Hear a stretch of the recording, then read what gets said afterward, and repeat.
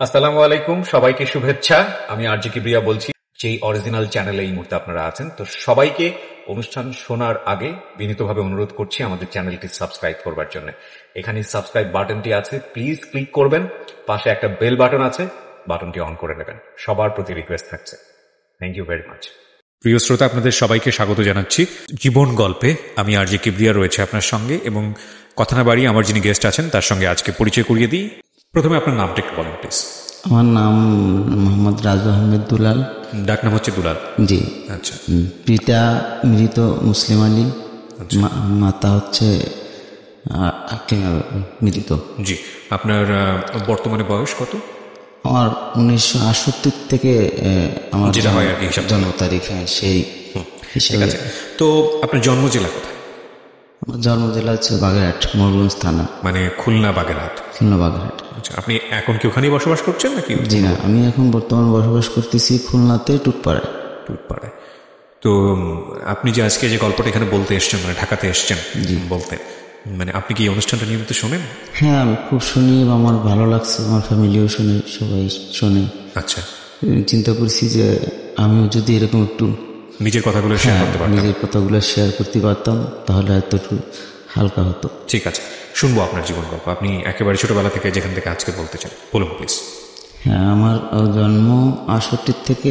আমরা 5 ভাই 3 বোন, আমি সবার ছোট। আচ্ছা। সকলেরই ছোট আমি।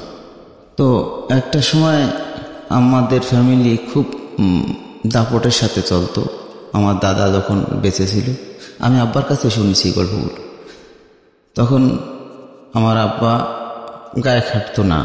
চাচারা, বাপ চাচারা 3 ভাই, আমার আব্বা হচ্ছে মেজো।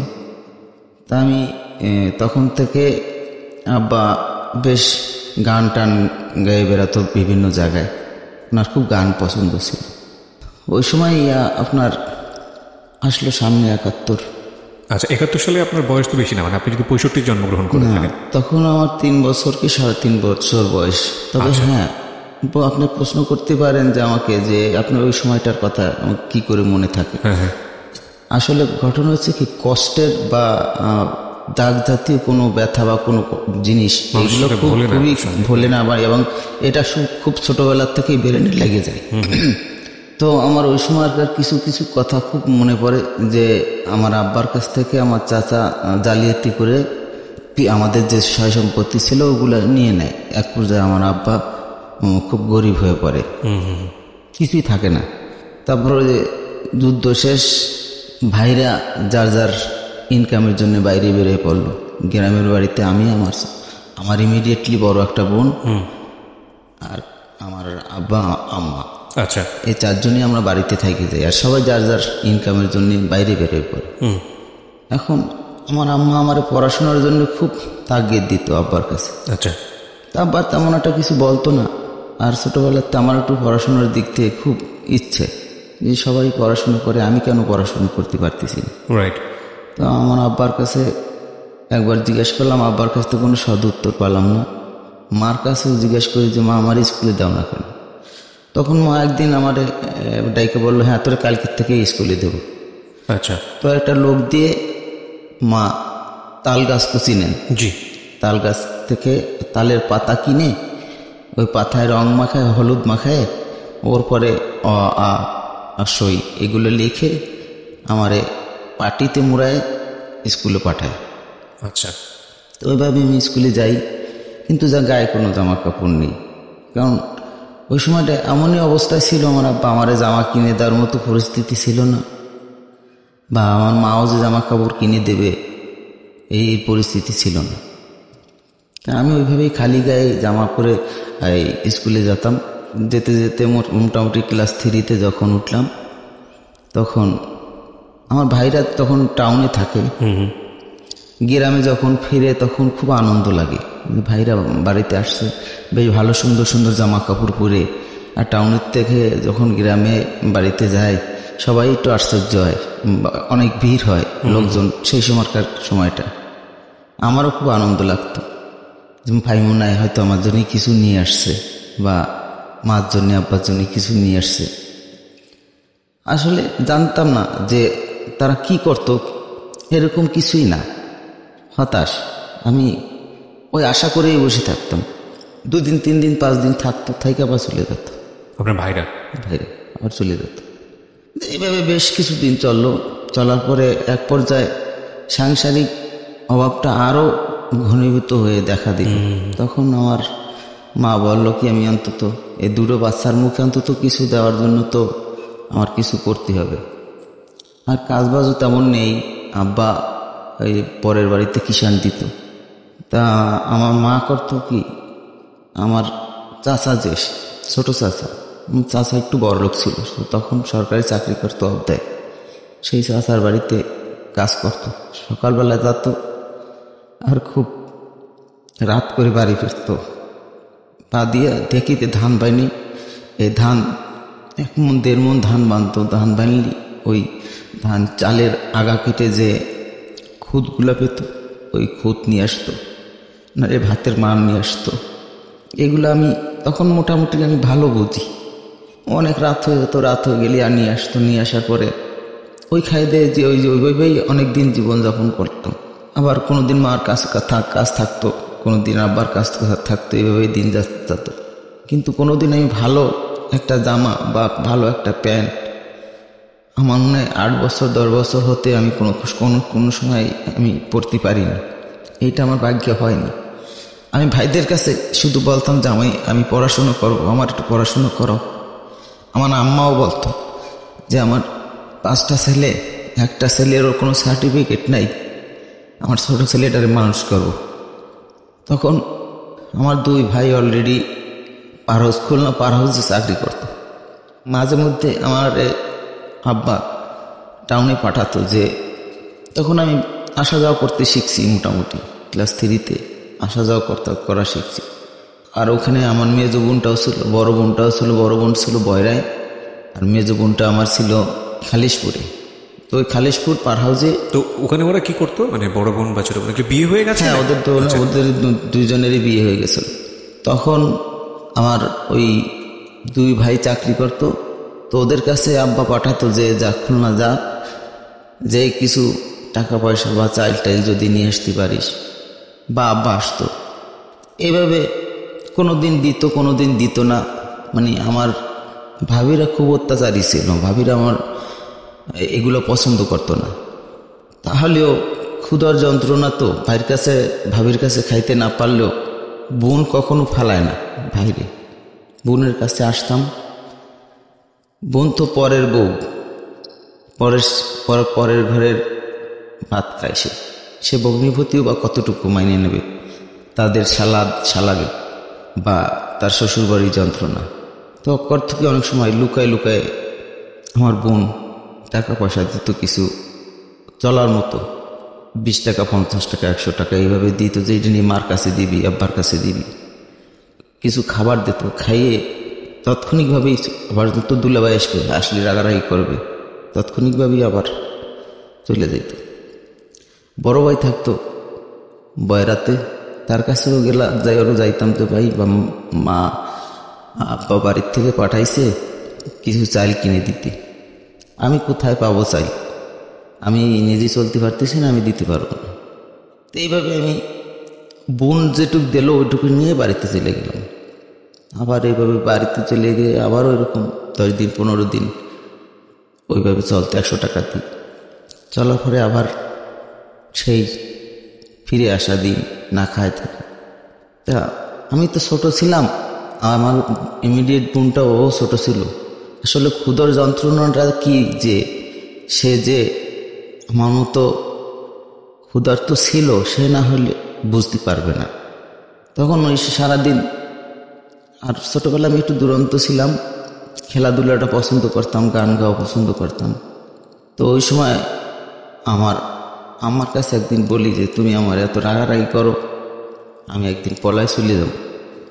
তো কোথায় যাবি? যা, যেখানে খুশি সেখানে, যত যন্ত্রণা ভালো লাগে না। মাথায় এটা কখনো মন দিয়ে বলতো না, কষ্টের ছুটে বলতো। তখন ওই এক পর্যায়ে রাত দিন চলে যেত, রাত আসতো। দিনে এদিক সেদিক করে খেলাধুলা করে কাটিয়ে দিতাম, কিন্তু রাত্রে যখন রাতি হতো তখন পেটের খিদাটা আরো জোরদার হতো। তো আমাদের আশেপাশের যারা তারা সবাই প্রতিবেশী যারা সবাই মোটামুটি তারা ভালো। আমাদের বাড়ির ভিতরে আমরা একটু না আমি খুব ভালোভাবে দরিদ্র যারা আমরা 5 দিন 7 দিন 8 দিন 10 দিনও না খাই থাকতাম। তো এমন একটা দিন গেছে, আমার চাচা সে চাকরি করতো, ওইখানে চাকরিতে বেতন পাইলে বেতন পাইয়ে উনি বাজার টাজার করে নিয়ে বাড়ি আসতো। তো আমাদের ঘরটা সামনাসামনি ছিল গ্রামের বাড়ি। তো আমার চাচা বাজারের থেকে বড় বড় ইলিশ মাছ কিনে নিয়ে আসতো, ভালো ভালো বাজার কাট করে নিয়ে আসতো। তো রান্না বাড়ি করে ছেলে মেয়েদের নিয়ে খাতো। তো অনেক সময় ছোট তো তখন বুঝতাম না, অনেক সময় ওই বারান্দায় এসে বসতাম, মারে কথা, মামা দেখো ছোট কাকা ওই ইলিশ মাছ নিয়ে এসে রান্নাঘরে রাঁধতেছে। খাওয়ার সময় অনেক সময় দেখা গেল দরজার সামনে আমার চোখের পরে বাইতে গেল, তার ছেলে মেয়েরা ক্রিটিসাইজ করতো, ওই তাকাই রয়েছে, দেখ পেট খারাপ করবে। কোনো সময় বলতো না যে আমার চাচাই কোনো সময় বলতো না যে ওটা তো আমার রক্ত, আমার ভাইপো, ওরে ডাইকে একবেলা খাওয়াইতো বা ওরে ডাইকে একটু ভালো মন্দ খাওয়া, কখনো বলতো না। খুব কষ্ট লাগতো মনে মনে। আর মা ওই টানি নিয়ে ঘরের মধ্যে যেত, বলতো যে একদিন বড় হয়ে কামাই করে তারপরে ভালো ভালো মাছ তরকারি খাইস, বরাতটা নিয়ে গল্প করার দরকার নাই। আর আমার ওই চাচিটাও একটু ঝগড়াইটি টাইপের ছিল, মার সাথে খুব ঝগড়া বিপদ করতো। আর আমার মা অথচ আমাদের গ্রামের মধ্যে কেউ বলতে পারবে না আমার মা খারাপ ছিল, কোনো উত্তর দিত না, শুধু কাঁদতো। তো আমি এই মার কষ্টগুলো, আব্বার কষ্টগুলো আমি সবসময়ের জন্যে ভিতরে রেখে দিতাম যে আমি কেন বড় হই না, আমাকে আল্লাহ কেন তাড়াতাড়ি বড় করে দিচ্ছে না, আমি আর এত কষ্ট সহ্য করতে পারতেছি না, আমি বাপ মারে খাওয়াবো কষ্ট করে কামাই করে। আপনার মনের মধ্যে একটা ধারণা তৈরি হতো যে কবে আপনি বড় হবেন এবং আপনি বাবা মাকে কিছু করে খাওয়াবেন। এই চিন্তাটাই করতাম যে আমার আব্বা মার কষ্ট আর সহ্য করতে পারতেছি না। তাদের বয়স আস্তে আস্তে বাড়তে লাগলো এবং তাদের শারীরিক শক্তিও কমে যেতে লাগলো। তখন আমি শুধু মনকে বলতাম যে আমি হয়তো একদিন পড়াশোনা না করলেও আমি গায়ে খাইটা হলেও আমি আমার মা বাপকে কোনোদিন কষ্ট দেব না। যেহেতু আমার ভাইরা আমার আব্বা আমার কথা মনেই করে না, তো আমি তাদের পাশে থাইকা আমি সব কিছুই দেখছি তাদের কষ্টটা কি, এবং আমি ওইটা ফিল করি সব সময় যে ভাইরা কিভাবে ভুলে থাকতে পারে যে বাড়ি আমার বাবা রয়েছে, বৃদ্ধ বাবা রয়েছে, বৃদ্ধ মা রয়েছে, তাদের একটু খবর নেই, কোনো সময় এটা নিত না। তো এইভাবে এক সময় বড় হয়ে গেলে আমি আর এটা সহ্য করতে না পাইলে আমি একটা সময় বাড়ির থেকে খরচের বিভিন্ন জায়গায় বিভিন্ন রকমের বিভিন্ন বাড়িতে কাজ করা শুরু করলাম। কেউর বাড়িতে ধান কাটা, কেউর বাড়িতে মাটি কাটা, কেউর বাড়িতে কিষান দেওয়া, বিভিন্ন রকমের কাজ করে পেটের ভাত অর্জন করা শুরু করলো। আপনার লেখাপড়াটা হলো না, তাই তো? আমার লেখাপড়াটা ওই পর্যন্তই। মানে কোন ক্লাস পর্যন্ত করতে পেরেছেন? আমি ওইখানে ক্লাস 4 পর্যন্ত গেছিলাম। আচ্ছা, এরপরে আমার লেখাপড়া হলো না, আমি আমার কর্মতে যোগ দিলাম। জি। তারপরে ওইখান থেকে একদিন আমি মনে মনে সিদ্ধান্ত নিলাম যে আমি আর গ্রামের বাড়ি থাকবো না। টাউনের লোকে সবাই 3 বেলা ভাত খায়, গ্রামে থাকলে তো 1 বেলাও পাই না, আমি গ্রামে থাকবো না। আবার চিন্তা করি তো আব্বা আমি যে 3 বেলা খাবো, আব্বা মা কী করবে? দ্বিধা বিভক্ত হয়ে চিন্তা করলাম যে টাকা যদি একবার কামাতে পারি তাহলে তো আমি আব্বা মারে টাকা পাঠাতে পারবো। তো ওখান থেকে আমি একদিন মাকে না বলেই রাত খুব ভোরে আজান দিছে, ওই সময় আমি বাড়ির থেকে আমার খোপে একটা হাঁস ছিল, এই হাঁসটা আমি বাগেরহাটের বাজারে এসে 16 টাকায় বিক্রি করে দিই। 16 টাকায় বিক্রি করে দিয়ে ওখান থেকে ট্রেনে খুলনায় চলে আসি।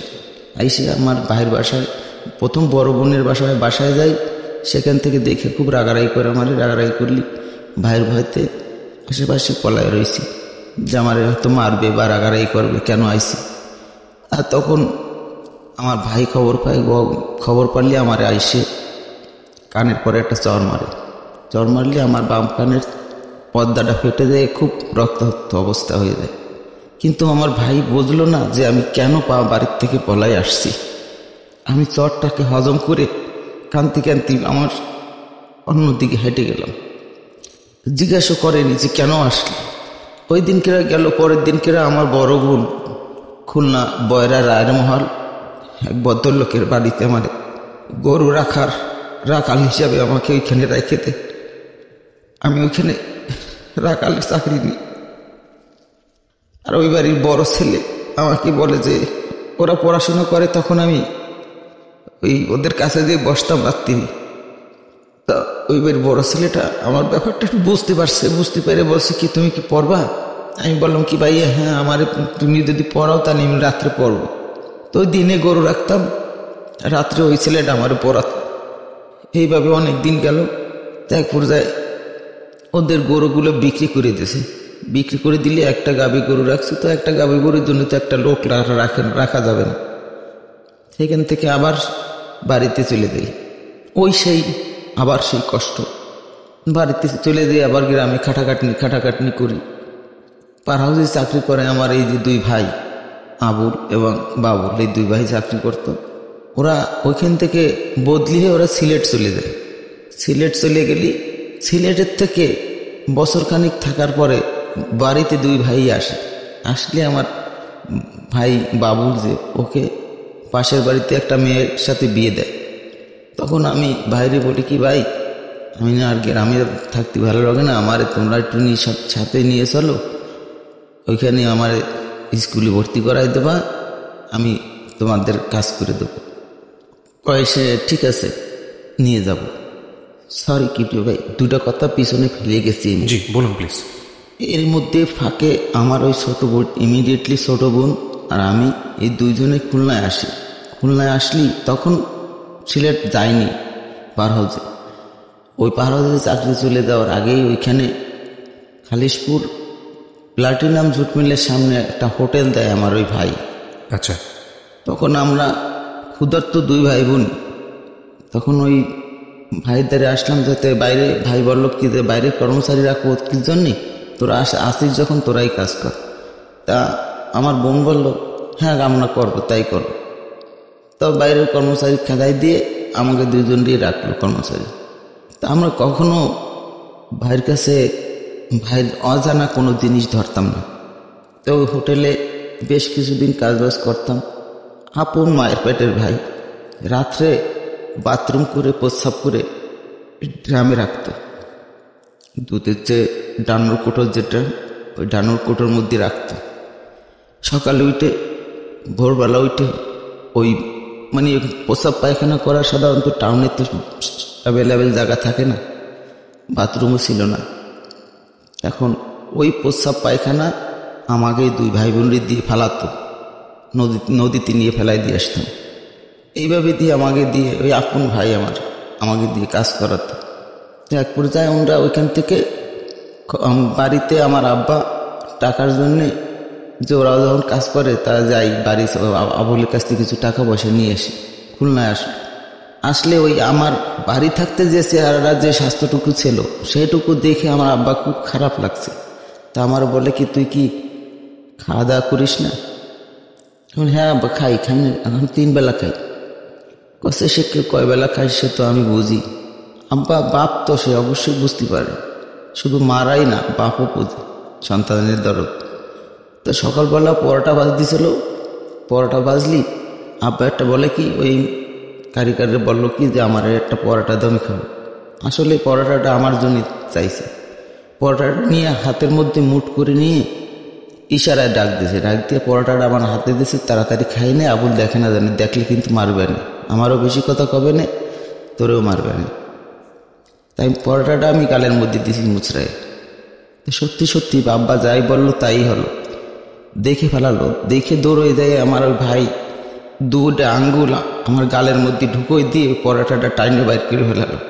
চোর, চুরি করে খাইস, ওই যে নেই নিজের লোক আনতি নেই, এই ওই পরোটাটা আমার গালের দিতে বাইর করে নিয়ে গেল। তা আমি আল্লাহর কাছে বললাম যে আল্লাহ আমাকে তুমি এমন একটা দিন দাও যে দিন এরকম হাজার পরোটা আমি এই ভাইদের সামনে দিতে পারি।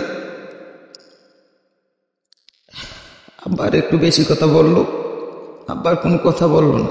ওই কর্মচারী ছেলেটা একটা ছেলে ছিল যে কারিগর পরোটা ভাজত, ওই বললো ভাই থামেন, আপনার বাপ তো ওরও দাবড় দিয়ে উঠলো, চুপ কর, ব্যবসা ব্যবসা নিয়ে কোনো কথা নেই। যাক, ভাগ্যের কি পরিহাস, আমরা আব্বা আমাদেরকে নিয়ে বাড়িতে চলে গেল। ওরা ওখান থেকে হোটেল টোটেল বন্ধ করে নিয়ে ওরা সিলেটে চলে গেল।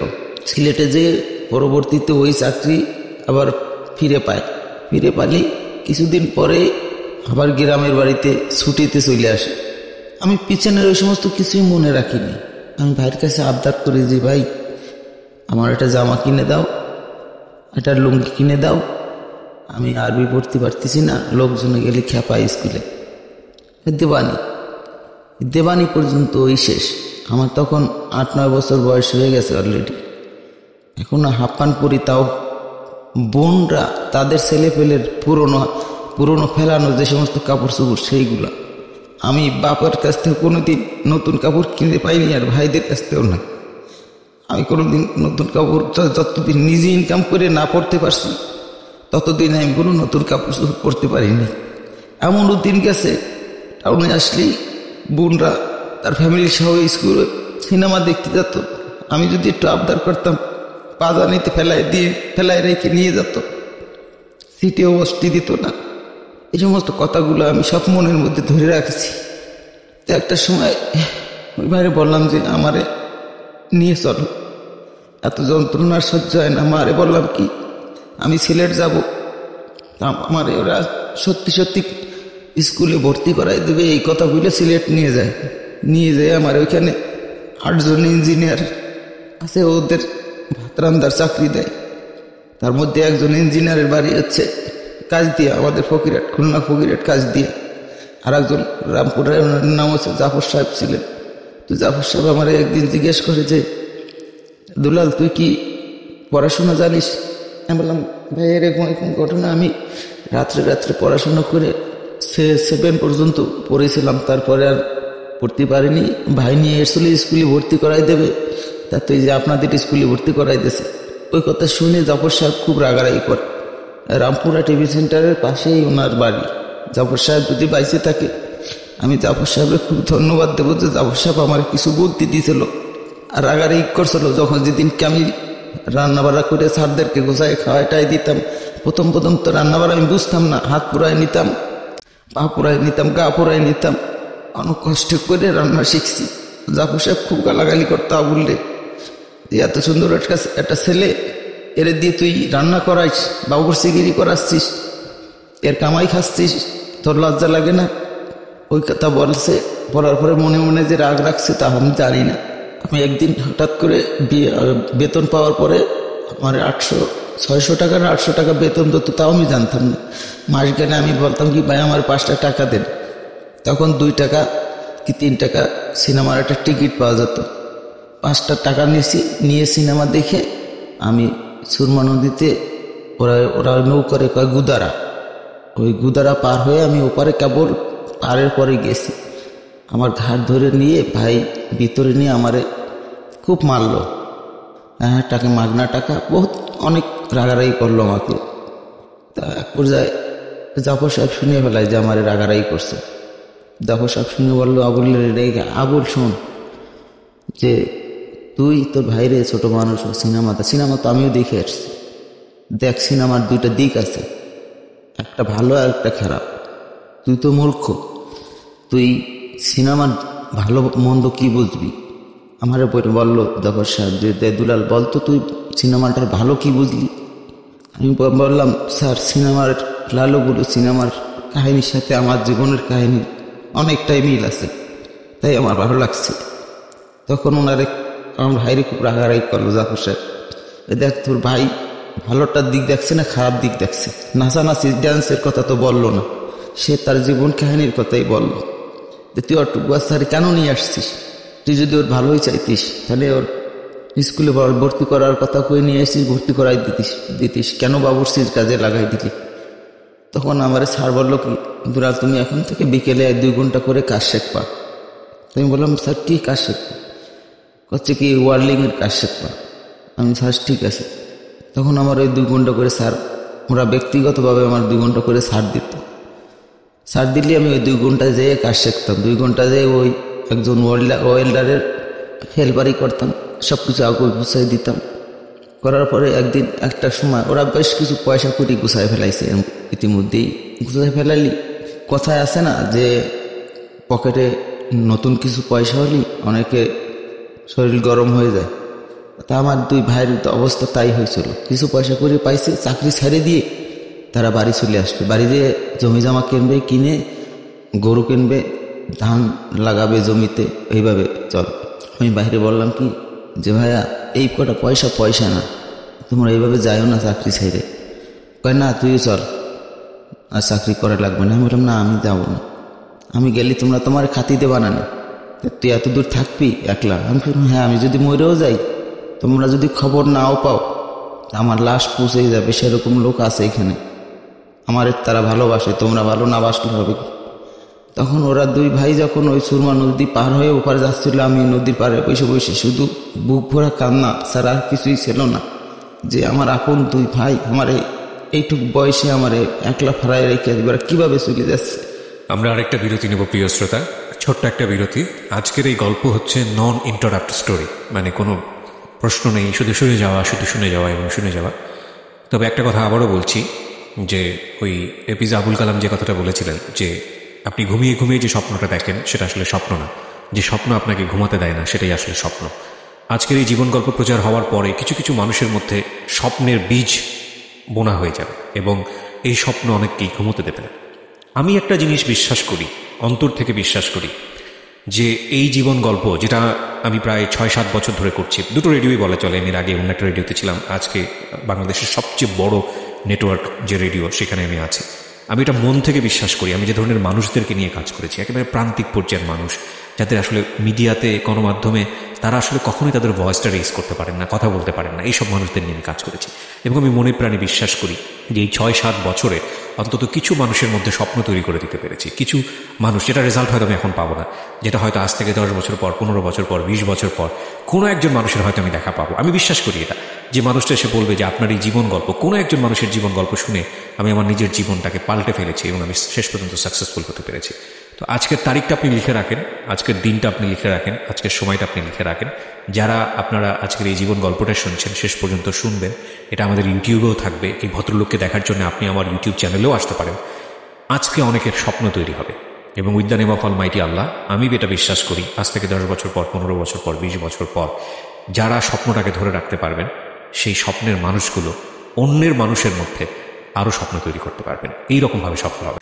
দুলাল ভাই, আমরা যেখানটায় ছিলাম শুধুমাত্র পেটের দায়ে, যাতে 2 বেলা ঠিক মতো খেতে পারেন, এবং আপনার ভাইদের আপনি বিশ্বাস করতে পারছিলেন না, যেটা আপনার ক্ষেত্রে করা হয়েছে, সেই জন্যে আপনি সিলেটে থেকে গেলেন এবং আপনি তখনও জানেন না আপনি কি করবেন। আমি একটু জানতে চাই, তখন আপনার আনুমানিক বয়স কত যখন আপনি সিলেটে একা একা থেকে গেলেন? তখন অলরেডি আমার 17 বছর বয়স হয়ে। 17 বছর, মানে মোটামুটি বুদ্ধিসম্পন্ন এবং নিজের ভালো মন্দ বোঝার বয়স। জি বলুন, তারপর কি করলেন? আমি জেদটাকে খুব কাজে লাগালাম যে না, আমি ওদেরকে বুঝিয়ে দেব সেটা ন্যায় পথে জেদ করলি সে কত দূর যাইতে পারে। তখন আমি তাদেরকে হাত নাড়িয়ে বললাম, ভাই আমি 6 মাসের মধ্যে আপনাদেরকে জানাই দেব চিঠি লিখে যে আমি ঠিকই একজন ওয়েল্ডার হয়েছি এবং আমি সক্ষম কাজ শিখতে। এই ওয়েল্ডার বলতে আসলে কি ধরনের ওয়েল্ডিং? ওয়েল্ডার বলতে হচ্ছে আপনার বড় বড় জাহাজ তৈরি করতে যে ওয়েল্ডিং হয়, আচ্ছা, ওয়েল্ডিং। আর আমরা ওইখানে কাজ করতাম যে ওই আপনার সিমেন্ট কোম্পানির ভিতরে যে সিমেন্টটা তৈরি হতো, ওই সিমেন্টের ক্লিংকার ভাজতো, যেটার পরে যেটা ভাজা হতো ওটার সেল বলে, বড় সেল, ওই সেলগুলো ঝালে ঝেলে জয়েন করতাম। ওইটা আমি তখন কাজ করতাম ইন্ডিয়ান হাইটেক্স কোম্পানির সাথে। আচ্ছা, তো আমি ধারাবাহিকভাবে শুনতে চাই, আপনি প্রতিজ্ঞা করলেন 6 মাসের মধ্যে যেভাবে হোক ওয়েল্ডার হয়ে আপনি আপনার ভাইদেরকে জানাব। তারপর 6 মাসের মাথায় আমাকে একটা পরীক্ষা নিল, ঢাকা খালেক সাহেবের একটা কোম্পানি ছিল, ওইখানে মনে আছে, ওইটা ওই হাইটেক্স কোম্পানির। আচ্ছা, হাইটেক্স কোম্পানির আমাদের এখানে অন্তত 7-8টা ছেলে পরীক্ষা দেবে, তার মধ্যে আমার নামটাও দিল। সবাই আমরা পরীক্ষা দিয়ে ওই একখান সেল পরীক্ষা দিয়ে পাঠাই দিলাম। ওইটা ঢাকায় আসবে, ঢাকায় এসে এক্সরে হবে ভিতরে কোনো ছিদ্র আছে কিনা, ওয়েল্ডিং করার পরে ছিদ্র আছে কিনা। আর আমাদের পরীক্ষাটা নিয়ে হচ্ছে ওয়েল্ডিং এর নাম কয়টা এবং কি কি। তা আমি পরীক্ষায় পাশ করলাম।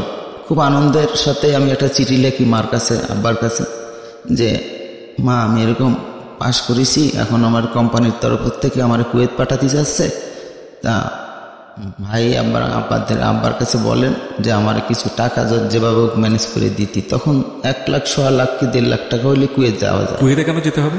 কুয়েতে ওই সময় ওয়েল্ডিং এর কাজের খুব মূল্য এবং টাকা বেশি পাওয়া যেত আমার বাংলাদেশের চাইতে। একটা শখ জাগলো যে বিদেশে যাব, বিদেশে যেয়ে টাকা ইনকাম করবো। আচ্ছা, এই জন্য একটা চিন্তা ভাবনা করলাম। মানে আপনি নিজে থেকে যেতে চাচ্ছেন? নিজে থেকেই আমি কোম্পানিকে জানালাম, কোম্পানির তরফ থেকে পাঠাচ্ছে। আচ্ছা, তো কোম্পানির লাভ কি? কোম্পানির অনেক মনে করেন ওদের একটা নাম হলো যে এই কোম্পানির থেকে এরকম ভালো ভালো ছেলেরা কুয়েতে যায়, বিদেশে যায়। হ্যাঁ, কোম্পানির নাম হলো। আচ্ছা, তো সেই হিসাবে কোম্পানির তরফ থেকে ওরা 1.5 লাখ টাকা চাইলো, যে 1.5 লাখ টাকা দিলে আমরা যে কয়জন যাইতে চাও পাঠাই দেবো। আচ্ছা, আমি ভাইদের কাছে জানালাম, চিঠি লিখে আব্বার কাছে জানালাম, কেউ কোনো সাড়া দিল না। শেষ পর্যন্ত বললাম যে আমি আব্বার যে 5 বার থেকে যে আমি একটু সম্পত্তি পাবো সেইটুক না হয় বিক্রি করে দিয়ে আমার টাকা দেন, আমি যাই। তাও দিল না। শেষ পর্যন্ত কি আর করা, ওই কোম্পানিতেই থেকে যাওয়া। ওখানে কাম শুরু করলাম এবং কাজ করতেছি, রেগুলারলি করতেছি। কাজ করতে করতে একসময় কাজ কোম্পানির শেষ। এখন বললো যে ইন্ডিয়ান যে কোম্পানিটা ছিল, ইন্ডিয়ান কোম্পানিটা ওরা বললো চলে যাবে। আর খালেক সাহেবের কোম্পানি তিতাসে গ্যাস লাইনের কাজ চলতেছে, উনি টাঙ্গাইলে কাজ নিয়ে আসলো। তা ওইখানে টাঙ্গাইলে গ্যাসের লাইন করলো, আর ব্রাহ্মণবাড়িয়ার থেকে টাঙ্গাইল একটা রোডের গ্যাস লাইনের কাজ শুরু করলো। তো এখন ওইখানে একটা গ্রুপ নিয়ে এসে এখন আমাদের একটু বয়স কম, আমাদের এই ফ্যাক্টরিতেই রেখে আসছে এবং আমরা ফ্যাক্টরিতে পার্মানেন্টভাবে চাকরি করার জন্য দরখাস্ত দিলাম। তার দরখাস্ততে আমার একসময় পরীক্ষা নিল, অনেক ছেলেপেলারা দেশে প্রায় 200-250 ছেলেপেলারা, স্থানীয় ছেলেপেলারা, ওরা সব পরীক্ষা দিল। পরীক্ষায় পাশ করতে পারলো না, আমিও পারলাম না, আমার চাকরি আর হলো না। এখন কি করব? এক পর্যায়ে ওইখানে যেটুকু আমি পড়াশোনা শিখেছি মোটামুটি রাত্রে পড়াশোনা করতে করতে এক পর্যায়ে ওইখানে আমার একটা মেয়ে খুব হেল্প করছিল। আমি যেখানে ছিলাম ওইখানে গেস্ট হাউসে একটা মেয়ে, ওদের বাড়িতে ওদের বাড়িটা হয়েছে যে আপনার মৌলভীপাড়া, সিলেট মৌলভীপাড়া। ওর বড় ভাই চাকরি করতো সিলেটের এই সাতক সিমেন্ট ফ্যাক্টরিতে। তো ওই মেয়েটা আমারে দেখে মোটামুটি ও আমাকে হেল্প করলো যে আমার রাত্রে ও পড়াতো। তো এক পর্যায়ে ও যে আমারে মনের থেকেই ভালোবাসতো এবং পড়াতো সেটা আমি জানতাম। আমি শুধু জানতাম যে আমার পড়াচ্ছে, আর ওরা অনেক বড় লোক। আমি এই ধরনের কোনো চিন্তা ভাবনা করিনি, কিন্তু ও আসলে মনের থেকে ও আমার ভালোবাসে পড়াতো। তো একসময় পড়াতে আমি আবার একটা ক্যাজুয়াল কোম্পানির মধ্যে ঢুকে দিনে কাজ করতাম আর রাত্রে ওর কাজ করতাম। আচ্ছা, একটা বিষয় একটু জানাচ্ছিলাম, সেটা হচ্ছে যে আপনার বাবা মার কাছে কি তখন আপনি কত টাকা রোজগার করতেন মাসে? আমি প্রতি মাসে 900 টাকা বেতন পেতাম। 900 টাকা বেতন? 900 টাকা। এই 900 টাকা থেকে কি কিছু টাকা বাড়িতে পাঠাতেন? 600 টাকা আমি প্রতি মাসে বাড়িতে পাঠাই দিতাম, 300 টাকা আমার মাসে খাওয়া হয়ে যেত। এই 900 টাকার জন্য আপনার কতক্ষণ পরিশ্রম করতে হতো? আমি কোনো মাসে 900 টাকা পেতাম, কোনো মাসে ওভারটাইম করলে আবার বেশি পেতাম, 1000 টাকা 1200 টাকা এরকম পেতাম। আমি 300 টাকা রাখি মোটামুটি সব টাকা আমি আব্বার নামে পাঠাই দিতাম। আচ্ছা, কিন্তু এই দিকের থেকে আবার আব্বার নামে টাকা পাঠাই দিলে আব্বা তো তখন বয়স্ক লোক। জি। ওই যে 2 ভাই বাড়ির থেকে গেছে, ওর মধ্যে যেটা আবুল করে নাম, ও তার কাছ থেকে ব্ল্যাক মানি করে নিয়ে নিত টাকাগুলো, যে আব্বা দাও জমি জমা রাখিয়ে দিয়ে। আমি এগুলো জানতাম না। আব্বার বলতাম, আব্বা আপনি আপনার মনে যা পায় আপনি তাই করেন, আপনারা 3 বেলা খাওয়া দাওয়া করেন, কাপড় চোপড় কিনেন, এইগুলো আমি লিখে দিতাম। আচ্ছা, তো আপনি ওই লেখাপড়ার জায়গাটা একটু আসেন। আপনাকে যে লেখাপড়া শেখাতো ভদ্রমহিলার নাম কি ছিল? ওই মেয়েটার নাম ছিল রাজিয়া। আমি ওরা রেজু বলেই ডাকতাম। আচ্ছা, তো এক সময় উনি আসলে কে ছিল? ওনার সাথে পরিচয় হলো কিভাবে? পরিচয় হলো, আমরা ওই ফ্যাক্টরিতে কাজ করতাম। তো ওই ফ্যাক্টরি একটা পার্সোনাল স্কুল ছিল। তো ওই স্কুলে ওরা মানে যে টাইমটা আমাদের ডিউটি পড়তো, ওদের স্কুলের টাইমটা ওই একই টাইমে পড়তো। আচ্ছা, তা যা আসতেই দেখতো যে এত সুন্দর ফুটফুটেটা ছেলে, সে এরকম শ্রমিকের কাজ করতেছে। ওই দেখে এক পর্যায়ে অনেকদিন দেখা সাক্ষাতে একদিন আমার হঠাৎ জিজ্ঞেস করেই বসে যে আপনি কি পড়াশোনা জানেন? আচ্ছা। তা আমি বললাম না, আমি পড়াশোনা করেছি এই পর্যন্ত, আমি আর পড়তে পারিনি। তখন আমাকে প্রশ্ন করলো, আপনি কি পড়বেন? পড়াতে আমি যদি পড়াই আপনাকে? তা বললো যে হ্যাঁ ঠিক আছে আমি পড়বো। তখন উনি সময়টা দিল হচ্ছে আমার যে আপনি রাত 8টার সময় আসবেন, 9টা কি 10টা 10:30টার দিকে চলে যাবেন। কোথায় কোথায় যাবেন আপনি? ওদের বাসায়, পাশেই আমাদের ব্রাক। মেয়েটা কোন ক্লাসে পড়তো ওই সময়? ওই সময় মেয়েটা ক্লাস 8-এ পড়ে। তো আপনারই বয়স, মানে ওই মেয়েটার সমবয়সী বলে? সমবয়সী, 2-1 বছরের হেরফের। তো ওর বাসাতে গেলে একটু প্রবলেম হবে না ওর বাড়িতে? না, আসলে কি সিলেটে খুলনার মানুষ দেখলি বা ঢাকার মানুষ দেখলি, যশোরের মানুষ দেখলি, ওরা খুব ভালোবাসে। ওদের ভাষাটা সুন্দর না, আমাদের ভাষাটা যেরকম সুন্দর, আমরা সুন্দর করে কথা বলি, ওদের ভাষা সুন্দর না। ওরা আমাদের ভাষা শুনে ওরা মুগ্ধ হতো। সেই হিসাবে মোটামুটি আমারে দেখলে ওখানে অনেক মেয়েরাই মোটামুটি আমার প্রতি এটা দুর্বলতা প্রকাশ করতো, কিন্তু আমি ব্যাপারটা বুঝতাম না। তখন ওই মেয়েটা ওই রাজি আমার ডাইকে নিয়ে ওর ভাবির কাছে বললো কি, ভাবি ওরে আমি, ও এরকম অসহায় এবং পড়াশোনা করার খরচ চালাতে পারে না, তো ওরে আমি আমার পুরনো বই দিয়ে পড়াবো। আচ্ছা। তোর ভাবি বললো কি, হ্যাঁ তুই যদি পারো পড়াও, অসুবিধে কি, একটা মানুষ পড়াশোনা শিখলো। তা আমি ওই প্রতিদিন রাত্রে 2 ঘন্টা আমি সময় দিতাম ওখানে পড়াশোনা করতে করতে। মোটামুটি আমাদের নাইট স্কুলে ম্যাট্রিক পরীক্ষা দেওয়া। বাহ। এই পর্যন্ত ম্যাট্রিক পরীক্ষা দেওয়ার পর্যন্ত, কিন্তু দুঃখের বিষয় আমি সামান্য জন্য আমি পাস করতে পারিনি। আমি একটা সাবজেক্টে ফেল করেছিলাম, সেটা ছিল আরবি সাবজেক্টে। আচ্ছা। আরবি, তখন আরবিটা একটু প্রচলিত বেশি ছিল, আরবি সাবজেক্টে আমি ফেল করেছিলাম। ফেল করলে পরবর্তীতে পরীক্ষা দেওয়ার চান্স ছিল, কিন্তু আমি পরীক্ষা দিতে পারি নাই। ওইখান থেকে একটা প্রেশার আসলো ওর ভাই বুঝতে পারিছে যে আমাকে ও, মানে রেজু আপনাকে পছন্দ করে? হ্যাঁ, রেজু আমাকে পছন্দ করে এবং লাইক করে। তা এটা কি আপনি বুঝতেন ওই সময়টাতে? হ্যাঁ, আমি বলেছিল, আমি কিছুটা আজ করতে পারছিলাম, আজ করতে পারি। আমি অত ভাবিনি যে ওরা তো বড় লোক, আমাকে কি সেইভাবে ওরা দেখবে। কিন্তু অরিজিনালি মেয়েটা আমার ওর জান প্রাণ দিয়ে ভালোবাসতো, এটা আমি পরে বুঝছি।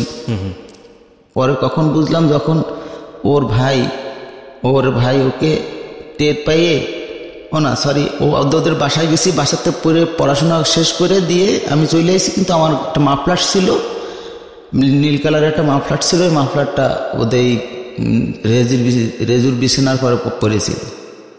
তো ওর ভাই এসে ওই মাফলারটা দেখে রেজুর খুব গালাগালি করলো যে পড়াচ্ছ না, আর কি মারতিস, নিজের পড়াশোনা হচ্ছে না আর একজনকে পড়াচ্ছ তুমি, এই সমস্ত অনেক কথাবার্তা বলছে। তারপরের দিনতে ওর ভাবি আমাকে ব্যাপারটা খুলে বলল যে তুমি তো পরীক্ষা দিয়েছো, ফেল করেছো, এখন থেকে আর পড়াশোনার ব্যাপারটা আমি অন্য রকমের ভাবো। কিন্তু ওর যে ভালোবাসাটা, এইটা আমি তো বুঝে উঠতে পারিনি। তো ওদের বাড়িতে একটা রাখাল ছিল, রাখালটি দিয়ে একটা চিঠি লিখে আমার কাছে পাঠালো। ততক্ষণই ও বন্দি অলরেডি। তখন আচ্ছা বলনি, আচ্ছা তখন আপনি ওয়েল্ডারের কাজ করছেন? হ্যাঁ, তখন আমি কাজ করতেছি ক্যাজুয়াল। আচ্ছা, ক্যাজুয়াল বলতে? ক্যাজুয়াল মানে পার্মানেন্ট না, জি, ক্যাজুয়াল হিসেবে কাজ করতেছি। তা এখন ও আমার বললো কি, আমি ওরে একদিন বললাম ব্যাপারটা খুলে জানার জন্য, আমি ওরে বললাম কি, তুমি আমারে আসলে কিভাবে দেখতে চাচ্ছ, কিভাবে জানতে চাচ্ছ, এই কথাটা আমার ভিতরে একটু কাজ করলো। ওরে আমি বললাম যে ঠিক আছে, তুমি আমার একটু সময় দাও, একটা জায়গায় আসো, এসে আমার ব্যাপারটা আমার সাথে একটু কনফার্মাইজ করো। চিঠিটা কি পাঠানোর পরের ঘটনা এটা? হ্যাঁ, চিঠিতে লেখলো যে আমার সাথে বিকেলে অবশ্যই দেখা করবা, যেখানেই থাকো। আচ্ছা। তো ওই চিঠিটা পাইয়ে আমি গেলাম। তা আমার ওখান থেকে ওরা 4জন না 5জন বান্ধবী মিলে আমার নিয়ে গেল একদম, মানে ওই সুরমা নদীর পাড়ের থেকে। ওইখানে একটা আপনার বিডিআর ক্যাম্প ছিল বর্ডারে। বিডিআর ক্যাম্প ছাড়াই বাংলা বাজারের, মানে বিকেলে ঘোরার টাইমে, ওই টাইমটায় অনেকেই ঘুরতে বেরোতে বেড়ায়, মানে সুন্দর এলাকা তো, পাহাড়ি এলাকা। তা ওইখানে যাই একটা পাহাড়ের পরে বসে গল্প করতে করতে, এখন ওরা 5-6টা বান্ধবী, ওরা হাসাহাসি করতেছে, ওরা আর কি মারতেছে। একজন বললো ওকায় আমি নেবো, আর একজন ওকায় আমি নেবো, এই কারাকারি করে আমার এমনি একটা টানাটানি বাজাইছে। এখন এক সময় রেজুইটা বলতেছি কি, দেখ আমি আমার অনেক দিনের ফল, ওদের ভাষায় বললো, ওদের ভাষায়। হ্যাঁ, তারপর ওরাই হাসাহাসি করতে লাগলো। এক পর্যায়ে মানে ওদের কাছে আমি কেমনটা পুতুলের মতন, আমি খুব লজ্জা পাচ্ছিলাম, ভীষণ লজ্জা পাচ্ছিলাম। যে কি করিছে। তারপরে এক পর্যায়ে রেজু উঠে বললো, দেখ এ আমার অনেক দিনের আশা, তোরা এর দিকে হাত বাড়াইস না, এ শুধু আমার। তখন আমি ব্যাপারটা বুঝতে পারলাম। তখন আমি বললাম কি যে এই সমস্ত ঘটনা তোমার ভাই যদি জানে সে কি মাইনে নেবে কখনো? তা বললো সেটা ভাই ব্যাপারটা আমি দেখবো। তখন আমি একটু নিশ্চিত হলাম যে হয়তো বা সেরকম না হলে বলবে কেন। আর ওদের প্রত্যেক বাড়ির থেকে প্রত্যেক ফ্যামিলির থেকে ওই সিলেটের প্রত্যেক ফ্যামিলি থেকে দুইজন একজন লন্ডন থাকতোই। তো ওর আর 2 ভাই আছে লন্ডনে। তা আমারে বললো কি ভাইরে রাজি করে আমি তুমি দুইজনই মিলে লন্ডনে যাব, বাকি পড়াশোনা বাকি জীবন প্রয়োজনে লন্ডনে কাটাবো। আমার ভিতরে কীরকম আবার একটা নতুন স্বপ্ন শুরু হলো। তা আমি ওই স্বপ্ন দেখতে লাগলাম। এক পর্যায়ে ওই বান্ধবীদেরকে নিয়ে গেছিল, বান্ধবীর মাধ্যমে ওই ব্যাপারটা সরাসরি হয়ে যায়। মাঝে মানে আপনি স্বপ্ন দেখছিলেন আপনি লন্ডন চলে যাবেন ওকে নিয়ে? হ্যাঁ, ওকে নিয়ে, ও আমাকে নিয়ে লন্ডন যাবে। কিন্তু বিষয়টা ওর বড় ভাইয়ের কাছে যখন খোলাসা হয়ে যায় তখন ওর 2 হাতে তালা মারে, মাজা একটা শিকল দিয়ে তালা মারে দরজার সাথে বাইন্ধে রেখে আমার খোঁজ দিয়ে বেরোয়। তখন আমার খোঁজ দিয়ে না পাইয়ে আমি যে বাড়িতে থাকতাম, আমি ওখানে জামাল নামে, কামাল জামাল বখতিয়ার, সিলেটে। ভাই তোমরা যদি অনুষ্ঠান দেখো তোমাদেরকে আমার ধন্যবাদ, আম্মা এবং আব্বাকেও ধন্যবাদ। আমাকে তোমরা যতদিন সহযোগিতা করছো তোমাদের কাছে আমার অনেক অনেক শুভেচ্ছা। আল্লাহর কাছে দোয়া করবা যে আমি আরও সামনে এগোতে পারি যাতে ভবিষ্যতে। আমার প্রচুর হেল্প করছে ওনারা। তখন শুনবো কি হলো তারপরে ওইখানে ওই বাড়িতে যেয়ে আমারে বললো, আমি যে বাড়িতে ছিলাম ওখানে ওনাদেরকে আমি মা ডাকতাম এবং বাপুকে ডাকতাম। তাদের কাছে যেই নালিশ দিল যে দুলাল কোথায়। তা আমি তখন অলরেডি ফ্যাক্টরির মধ্যেই কাজে ছিলাম। এক পর্যায়ে হুমকি দিয়ে আসলো যে ওকে কালকে সকালের মধ্যে যদি খুলনা না পাঠায় দাও তাহলে কিন্তু ও লাশ বাসবে সুরমা নদীতে। ওই রেজুর বড় ভাই? হ্যাঁ, রেজুর বড় ভাই বলে আসলো। এখন আমি বাড়ি আসার পরে সবাই গম্ভীর অবস্থা। এক পর্যায়ে আম্মা ডাকে বললো কি দুলাল এই ঘটনা তুমি কিছু জানো? তখন আমি ওই আম্মার কাছে 4 বছরের মধ্যেই যতটা চিঠি দিয়েছিল সব চিঠিগুলো বাইর করে আমি তার হাতে দিছি যে আমার দেখে নেই, আমার একটা চিঠিও তাদের কাছ থেকে বাইর করতে পারবেন না, সব চিঠি ওই দিছে, তো এখানে আমার দোষ কোথায়? তখন আম্মা বলল যে ঠিক আছে আমি তার ভাইরে বলবো।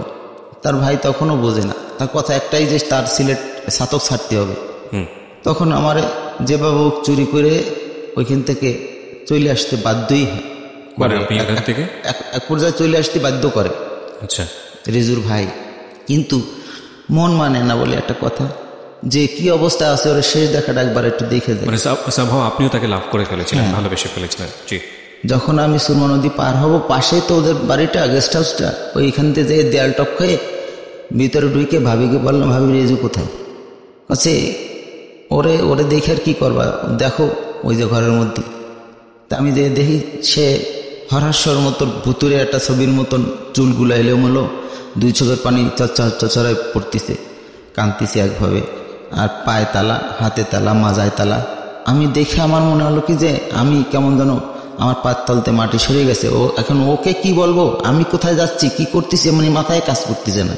তারপর এক পর্যায়ে ভাবি আমাকে ডেকে বললো কি তোমার আর এখানে দাঁড়ায় থাকার দরকার নাই, ওর ভাই এখন এসে পড়বে, তুমি চলে যাও।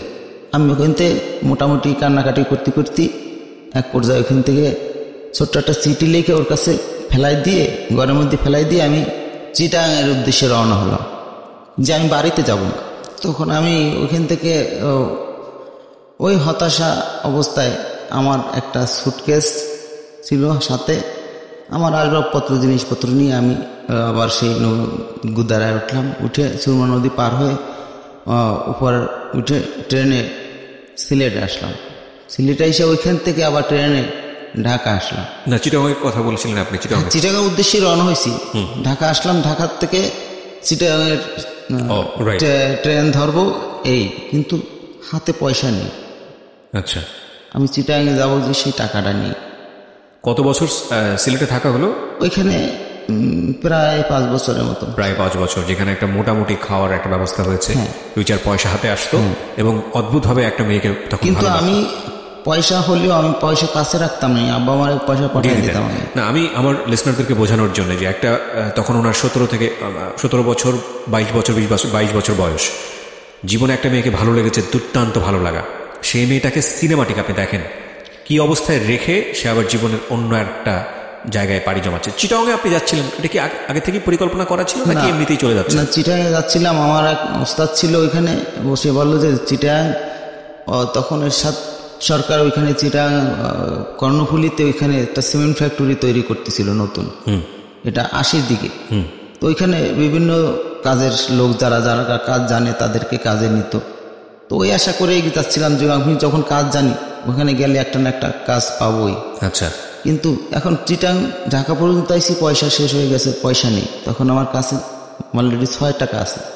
আচ্ছা, তখন কি করব, আমার আর একটা ওস্তাদ ছিল নারায়ণগঞ্জের ডকে উঠলো, ওই ডকে উনি জাহাজে তখন ওয়ার্লিংয়ের কাজ করতো, নতুন নতুন জাহাজ বানাতো, ওয়ার্লিংয়ের কাজ করতো। তো আমি চিনি না কিছুই, ঢাকা শহরে তখন তেমন কিছুই চিনি।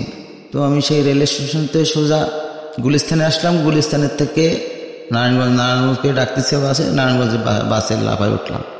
উঠে সেখান থেকে যাই একটা নৌকার থেকে উপর নারায়ণগঞ্জ ডকে যাব বলে বললাম যে আমি উপর ডকে যাব, ডকে নামাই দিল নিয়ে।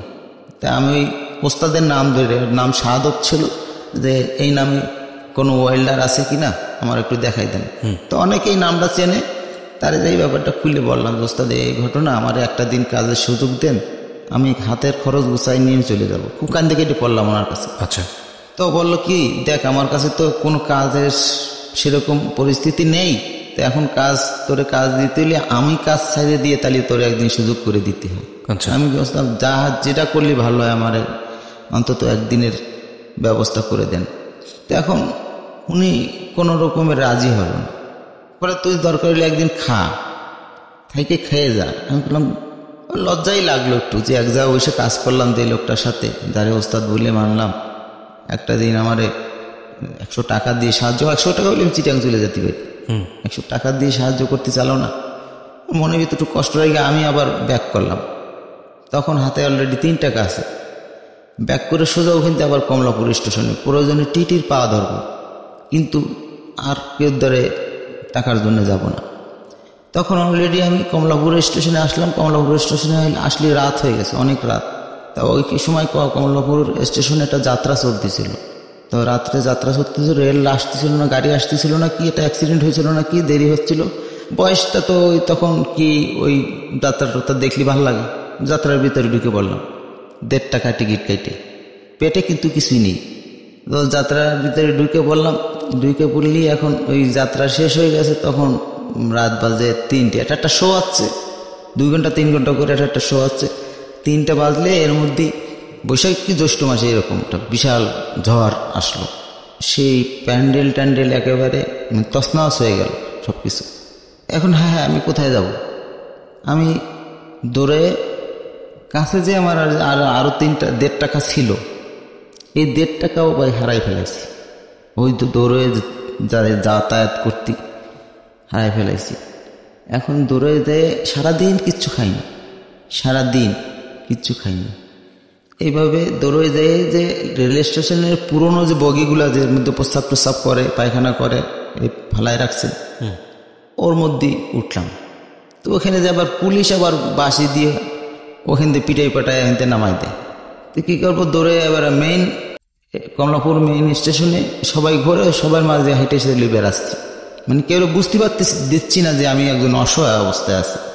তো যাই হোক, ওইখান থেকে আমার মনের মধ্যে হঠাৎ করে একটা বুদ্ধি আসলো, তাহলে আমি তো স্যারের কাজ করতাম, পুরনো পল্টনে স্যারের কাজ করতাম, আমি তাহলে স্যারের অফিসে যাই স্যারের কাছ থেকে কিছু পয়সা করে নিয়ে চাইলে দেয় নাকি। তা পুরনো পল্টনে আসলাম, হেড অফিস চিনতাম আমি, ওইখানে আসলাম, আসার পরে এসে দেখি সব তালা মারা, লক করা। দাঁড়ানোকে জিজ্ঞেস করলাম যে স্যার কে আছে, না স্যারের পাওয়া যাবে না, উনি সেই সময় কি বললো ব্যাংকক গেছে না কি কোন রাষ্ট্রে জানি, মানে বিদেশে গেছে, এরকম একটা কথা বললো। পরে মনটা খারাপ হয়ে গেল।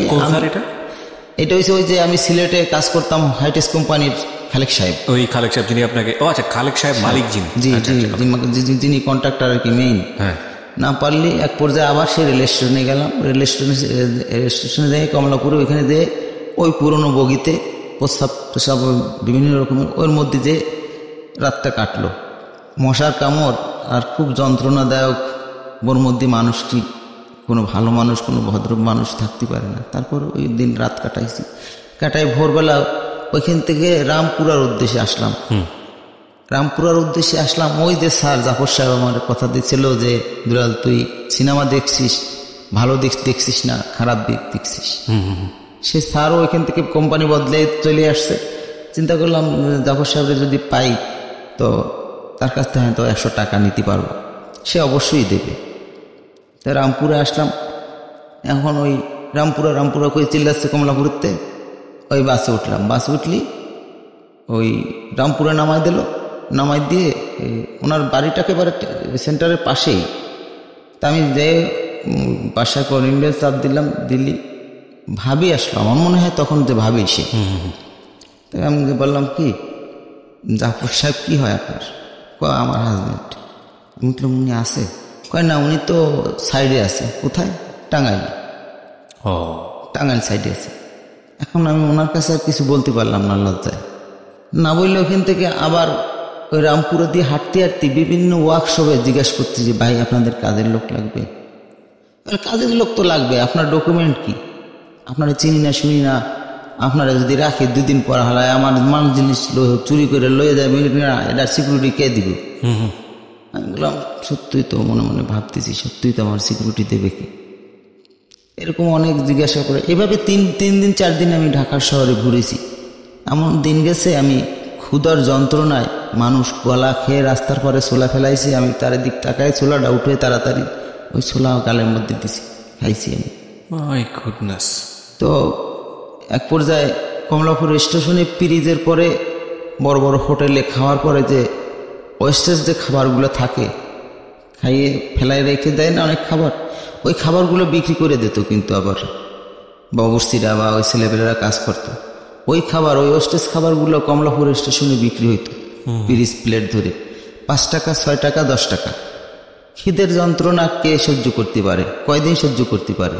সব কিছুই সহ্য করা যায়, না খেয়ে কয়দিন থাকা যায় না। ওই কতক্ষণ পর যাই একটা কলেরতে পানি খাই। তো এখন কি করব? ওখানে যাই এক চাষা ওই বিক্রি করতেছিলাম, চাষারে বললাম কি চাষা আমার কাছে তো টাকা নেই, আপনি কি আমারে 1 প্লেট খাবার দেবেন? আমি আজকে 4-5 দিন কিচ্ছু খাই না, আমার কাছে টাকা নেই, আমার কাছে একটা জামা আছে, আপনি এই জামাটা আপনি রেখে দেন, আমার 1 প্লেট খাবার দেন। তো সত্যি বলল কি নাও তুমি কোন প্লেট নেবা, তুমি 10 টাকার প্লেট নেবা না 6 টাকার না 5 টাকার? তো আমি ভয়তো করে 10 টাকার প্লেট আর চাইনি, ওই 6 টাকার 5 টাকার প্লেট নিয়েই খাইছি।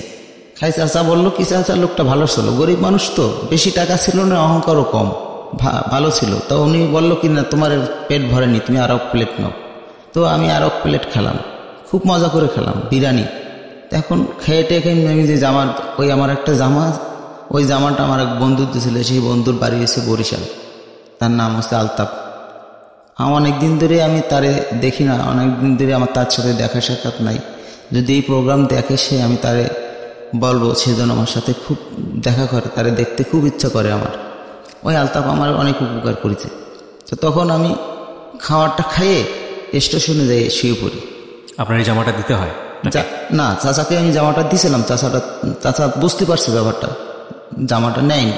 এটা কি আপনার পরনের জামা ছিল? হ্যাঁ, আমার গায়ের জামা ছিল। বিরতি নেব প্রিয় শ্রোতা আরো একবার। মানে এই পারে কি হচ্ছে সেটা আপনাদের বোঝানো মুশকিল। মানে এখানে যখন আমি এত পিনপতন সাইলেন্সে আমি মনে হয় না আমি আমার জীবনে কোনো জীবন গল্প শুনেছি। Because I know the story. এরপরে কি হতে যাচ্ছে আমি জানি, আপনারা জানেন না, হয়তো অনুমান করবেন কিন্তু মিলবে না, কারণ জীবন গল্পের আসলে কোনো বাকি আসলে অনুমান করা যায় না পরের বাকি কি ওয়েট করছে। একটা জিনিস একটু চিন্তা করে দেখেন তো, যারা প্রেম করে জীবনটাকে শেষ করে দেন। এই ভদ্রলোক অহবের মধ্যে একটা প্রেম এসেছিল এবং সেই প্রেম তাকে শিকল পরানো অবস্থায় দেখে সে পাড়ি জমিয়েছে চিটাগংয়ে কাজের জন্য, এবং যাওয়ার পথে তার কোনো পয়সা নেই পকেটে, খেতে পাচ্ছে না, নিজের পরনের জামা বিক্রি করে দিয়ে তাকে খেতে হবে। আমি ডেফিনেটলি শিওর যে সেই সময় তার মাথার মধ্যে প্রেমটা নেই, তার পেটের মধ্যে 2টো ভাত কিভাবে আসবে সেটার জন্য সে পাগলের মতো হন্যে হয়ে খুঁজছে। এইরকম একটা জীবন, সেটা গল্পের শেষ পর্যায়ে গিয়ে কোথায় দাঁড়িয়েছে ইভেন্ট ইউ ক্যান ইমাজিন, আপনি কল্পনাও করতে পারবেন না।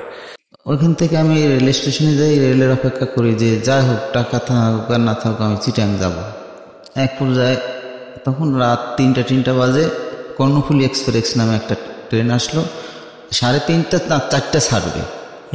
তো আমি গাড়িতে উঠে মোটামুটি বসলাম, টিটি দেখতেছি উঠে হাঁটা চলা শুরু করতেছি, টাকা চাই বসবে না, হয় দেখা গেল জরিমানা করলো, নাহলে নামাই দিল, এরকম একটা ভয় আতঙ্কের ভিতরে।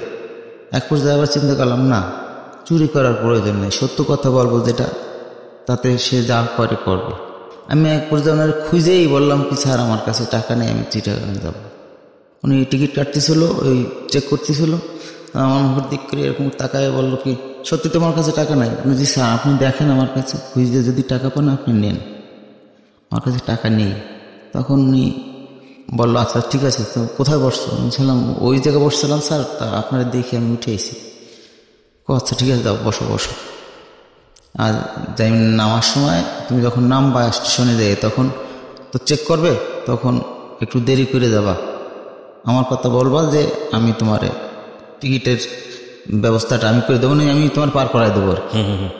চিটাং যে আমরা ইয়ের থেকে স্টেশনে যখন নামলাম, তো ওই স্টেশনে তখন খুব কড়াকড়ি ছিল আর কি। জি, রেলের থেকে লোক নামনি টিকিট না দেখায় যেতে দিত না। তখন ওই টিটিটা ভিতরের থেকে বেরোয় এসে আমি ওনার দিকে হাত নাড়া করলাম, দেখালাম যে ওই ভাই আমারে যাইতে বলছে। তো উনি ইশারা দিয়ে দিল, পরে আমি পার হয়ে গেলাম। আচ্ছা, পার হয়ে গেলি ওখান থেকে আমি ওই কর্ণফুলী করে চিল্লাচ্ছে বাসে। এখন বাস কন্ট্রাক্টরে বললাম কি ভাই আমি তো কর্ণফুলী যাব একটু, তো আমারে যদি একটু নিয়ে যেতেন, আমার কাছে টাকা নাই কিন্তু। তো একটা বাস মোটামুটি করলো কি টাকা নাই তাতে কি হয়েছে, ইয়ে দেবা কি যেন কইলো, করি দেবা না কি পয়সা দেবা, চিটাঙে ভাষায় কইলো। ও মনে করছে কি আমি আর কি করতেছি, আমি তাই সত্য কথা বলতেছি, এইটা ওরা বিশ্বাস করতেছে না। তখন আমি আর একটা বাস আসলো, পরপর আধা ঘন্টা পরপর বাস আসে। পরের বাসটারে আমি কন্ট্রাক্টারে ভালোভাবে বুঝে এসব খুলে বলার পরে ঠিক আছে ভাই আপনি উঠে দিয়ে একদম পিছনে যে বসে। তো ওর কথা মতো আমি যে পিছনে আমার ওই আসবাবপত্র নিয়ে পিছনে সিটে যেয়ে বসলাম। তো আমার কর্ণফুলীতে নামাই দিল, নামাই দেওয়ার পরে সাম্পানে তো পয়সা দেওয়া লাগবে, এখন সাম্পানে পয়সা পাবো কি? এখন ওইখানে আবার কিছু লোক বলে যে এখানে আইসেন কেন, ওইখানে নাকি তখন ওই বাইরের কোনো লোক, ওই স্থানীয় ওই মণিপুরেরা মানে চিটাঙের ওই স্থানীয় লোকজন, বাইরের কোনো লোকজন যে কাজ করতে দিত না। ওদের কথা হচ্ছে যে শ্রম দেবো আমরা, এখানে স্থানীয় লোকজনের শ্রম দেবো, বাইরের কোনো লোক দিতে পারবে না। আচ্ছা। তো এক পর্যায়ে তখন এরশাদ মিলিটারি আনলো, আর্মি এনে ওইখানে যে তোমরা তো সব কাজ করতে পারবে না, তোমরা কাজ করো, লেবারি যে কাজটা সেটা তোমরা তো ইঞ্জিনিয়ারিং করতে পারবে না, তোমরা তো ওয়েল্ডিং করতে পারবে না, তোমরা তো মানে যেগুলো প্রয়োজনীয় দরকারি যেগুলো সেগুলো তো করতে পারবে না। তো এক পর্যায়ে মিলিটারির ব্যাপারটা বুঝে ওদেরকে একটা লাইন আনলো, নাহলে ওখানে কিন্তু অনেক খুন খারাপি মার্ডারও হয়েছে ওই ফ্যাক্টরি তৈরি করেননি। তো এক পর্যায়ে আমি ওখানে উপর গেলাম ওই আমার বন্ধুর কাছে, যে বললাম যে এই অবস্থা, আমার তো কাজ টাজ নেই। তারপরে ওই বন্ধুটাও জানতো যে আমি রেজুন, আমি যে মেয়েটারে ভালোবাসতাম। তো এক পর্যায়ে বললো কিন্তু তুই যাই গোসল করে খাওয়া দাওয়া কর, তারপরে পরে শোনা যাবে। তো আমি গোসল করলাম, গোসল করে এই মনে হয় 5 দিন না 6 দিন পরে গোসল করতেছি। গোসল করে আমি ওখানে তখন ওরা কি ওই হাড্ডি ছাড়া গরুর মাংস বিক্রি করতো। তা আমিও তো ওরা ঘটনা খুলে বলেছি যে আমি কিন্তু এই কয়েকদিন খাই না। ট্রেনে উঠছিলাম গত রাত্রে, 1 প্লেট ভাত খেয়েছিলাম কমলাপুরীর, তো এই যে আইটে ভাত। ওই কথা শুনে ও চমকে গেছে। ছেলেটার বাড়ি ছিল কুমিল্লা, শহীদ করে নাম। চমকে যাওয়ার পরে তা ও বলে কি বলিস, তারপর শিগগিরই গোসল করায় আমার ওই রাস্তার পাশে এই হোটেলগুলো, মানে ওই কোম্পানিতে কাজ আসছে, বিভিন্ন রকমের রেডিমেড হোটেল তৈরি করে ওই স্থানীয় লোকজনে ওই হোটেলে ওই হাড্ডি ছাড়া 1 পদ গোশ আছে, ওই গোশ 1 প্লেট গোশ আর ভাতের কথা বললো, 2.5 প্লেট ভাতের কথা বললো। তো খাইয়ে দিয়ে ও আমার বাসায় নিয়ে আমার এই সব কিছু আমার কাছ থেকে শুনলো। তা তুই যে হাতে কাজ শিখেছিস, তুই ওয়েল্ডিং জানিস, তা তোর অভাব কিসে? ভাই কাজ জানি তো ভাই, ছোট তখন ভালোভাবে আমার মৌসের রাগও ওঠেনি। এই জন্য অনেকে বিশ্বাস করতে চায় না, পারবো কি পারবো না নিতে চায় না। আর তাছাড়া বড় ব্যাপারটা হয়েছে যে গ্যারান্টার, কে কার গ্যারান্টার দেবে? আপনি তো আমার একবেলা খাওয়াই দেবেন, আপনি আমার গ্যারান্টি নেবেন যে আপনি আমার কাজ দেবেন, গ্যারান্টি নেবেন না। ও ঠিক আছে, রাত পোয়াক, তারপর দেখা যাবে। তো আমি এক পর্যায়ে ভোর হলে বললাম, ভাই কি করব? আচ্ছা ঠিক আছে, আমি আজকে 2-1 জনের সাথে কথা বলি, তারপর কালকে দেখা যাবে কাজ টাজ পাওয়া যায় কিনা। প্রায় মার কথা মনে পড়ে, যখন নিরিবিলি থাকি, একা থাকি, মার কথা মনে পড়ে, তারপর ওই মেয়েটার কথা মনে পড়ে। এই সমস্ত কথা মনে পড়ে মানে এটা মানসিক টেনশনের মধ্যে পড়ে যাচ্ছি আস্তে আস্তে মানে ওর ভিতরেই ডুবে যাচ্ছি। তো এক পর্যায়ে মার একটা চিঠি আসলো, ওই ঠিকানায় দিলাম আমি, ওই কর্ণগুলির ঠিকানা দিয়ে মার একটা চিঠি আসলো। চিঠিটা পড়লাম, আমার চিঠির ভিতরে লেখলো কি, বাবা তুই বাড়ি আয়, আমি যে এরকম কাজ না পাইয়ে আমি লজ্জায় বাড়িতে যাচ্ছি না, ভাইদেরকে বড় কথা বলছি, এইটা মা বুঝতে পারছে। তা আমি বললাম কি, না মা, আমি মানুষ না হয়ে বাড়ি ফিরবো না। আমি একটা চিঠি লিখে পাঠালাম। তখন পরের দিন কিনা আমার ওই উস্তাদ, ওই শহীদ, ও করলো কি, ও একটা ওয়ার্কশপে কাজ ঠিক করলো। কিন্তু ইতির মধ্যে আমি ওই দিন কিনা হাঁটাহাঁটি করতেছি, হাঁটাহাঁটি করলে পানির লাইন যাচ্ছে, বিল্ডিংয়ের ভিতরের থেকে পানির লাইন যাচ্ছে। ওইটা বিশাল বড় গর্ত করেছে, গর্ত করলি ওইখান থেকে ওরা ওয়েল্ডিং করতেছে, কিন্তু ওয়েল্ডার ভালো না, পানির ভিতরের তো ওয়েল্ডিং করতে পারতেছে না। যখনই ও হোল্ডার দিচ্ছে ও তখনই ওরা শর্ট মারতেছে, কারেন্টেও ছাড়িয়ে দিয়ে পালাচ্ছে। এইভাবে 3-4 জন পরীক্ষা দিল, কেউ পারতেছে না। আমি ব্যাপারটা ওই মানে কন্ট্রাক্টরে বললাম যে স্যার, আমি এই জয়েন্টটা ঝালাই করে দিতে পারি, আমার টাকা দিবেন? টাকা দেবো মানে তুমি কয় টাকা নিবা? স্যার আমার 100 টাকা দিলে হবে। তোমাকে 200 টাকা দেবো, তুমি পারবা? হ্যাঁ পারবো। তাহলে আমার এই গর্তের পানিটুকু একটু শেষে ফেলাই দিতে পারেন, দিয়ে একটু বালি দিয়ে দিতে পারেন, একটা বস্তা। বলছে হ্যাঁ তাই তো, এই কথাটা তো কেউ বলেনি। তখন ওই লেবারটাইকে পানিটা তাড়াতাড়ি শেষে বালি দিয়ে মোটামুটি আধা ঘন্টার ভিতরে যাতে পানি আবার না আসে, ওর মধ্যে আমি কাজ সারিয়ে ফেলাতে পারবো। ওইটা ঠিক করে দিয়ে আমার ঠিক জায়গাটা বানাই দিল। দেওয়ার পরে আমি হোল্ডার হাতে নিয়ে আমি আমার আব্বা আমার কথা স্মরণ করে আমি রডটা বেঁকায়ে মাথাটা আস্তে পাইপের নিচে ঢুকিয়ে দিয়ে, এটারে বলে ওভারহেড ওয়ার্লিং। এটা সহজে কেউ পড়ে না, এই ওয়ার্লিংটা করলি এই আগুনটা সিটে গায়ের মধ্যে পড়ে। আচ্ছা আচ্ছা, সরাসরি মাথাটা ওর ভিতরে ঢুকে, হ্যাঁ সরাসরি গায়ের মধ্যে পড়ে। প্লাস পানি যদি কানে লাগে বা গায়ে স্পষ্ট লাগে, কারেন্ট শর্ট করবে। তুমি তাড়াতাড়ি করে পুরো রাউন্ডটা টাইনে আনলাম। আইনে আমি উঠে গেলাম গর্তের ভিতরে। উঠে যেয়ে আমি ওদের বললাম যে পরিষ্কার করে দাও তাড়াতাড়ি, নাহলে পানি আসতেছি কিন্তু আবার।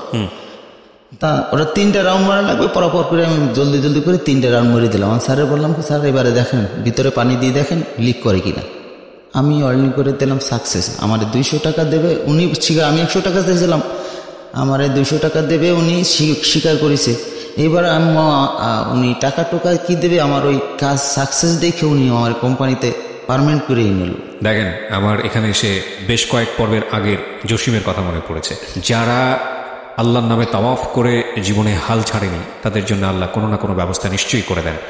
এবং আমার কেন জানি মনে হচ্ছিল যে এই ওয়েল্ডিংই ওনার জীবনের একটা পাথেও তৈরি করে দেবে, এবং সেটাই হয়তো বা হলো। ওকে, আমরা জসিমের ক্ষেত্রে এরকম দেখেছিলাম যে জসিম এমন একটা কাজ নিল যে কাজটা তার পুরো জীবনটাকেই চেঞ্জ করে দিল, এবং সেখানেও কিন্তু একটা ভয়ঙ্কর রকমের চ্যালেঞ্জ সে ফেস করেছিল। আপনারা নিশ্চয়ই জসিমের গল্পটা শুনে থাকবেন, আমাদের ইউটিউবে কিন্তু সেটা আছে, কিছুদিন আগে সেটা প্রচার হয়েছিল। মেবি আমি গেস করছি, আমি জানি না ওনার এরপরে কী হয়েছে। তবে আসলেই জীবন নাটকের চেয়েও নাটকীয়, এবং অনুমান করে আসলে বোঝা যায় না যে জীবন গল্পটা কোথায় গিয়ে দাঁড়াবে। আমরা বরং শুনতে থাকি। জি বলেন। তারপর তখনই আমার উনি খুব চয়েস করলো, চয়েস করার পরে ওনার কোম্পানিতে আমারে নিয়ে নিল পার্মানেন্টভাবে। ওই সার কারখানা যতদিন কাজ চললো ততদিন আমার কোম্পানিতে রাখলো। তো এইভাবে আমার মোটামুটি 10-15 হাজার টাকা জমা হলো। সেই টাকাগুলো আমি আমার বাড়িতে আব্বার কাছে পাঠিয়ে দিলাম। আব্বার কাছে পাঠিয়ে দিলে আব্বার কাছ থেকে আমার ওই ভাইতে নিয়ে নিল। আবার এই 10-15 হাজার টাকা নিয়ে নিল? হ্যাঁ নিয়ে এনেছি। আমি আব্বার কাছে শুনলাম যে আব্বা এই টাকা দিয়ে একটা কিছু করেন, জমি রাখেন, নাইলে একটা কাজে খাটাইন। আচ্ছা ঠিক আছে বাবা, আমার পরে তুই বিশ্বাস থাক। আমি বললাম আপনার পরে বিশ্বাস না রাখবো না, কার পরে রাখবো?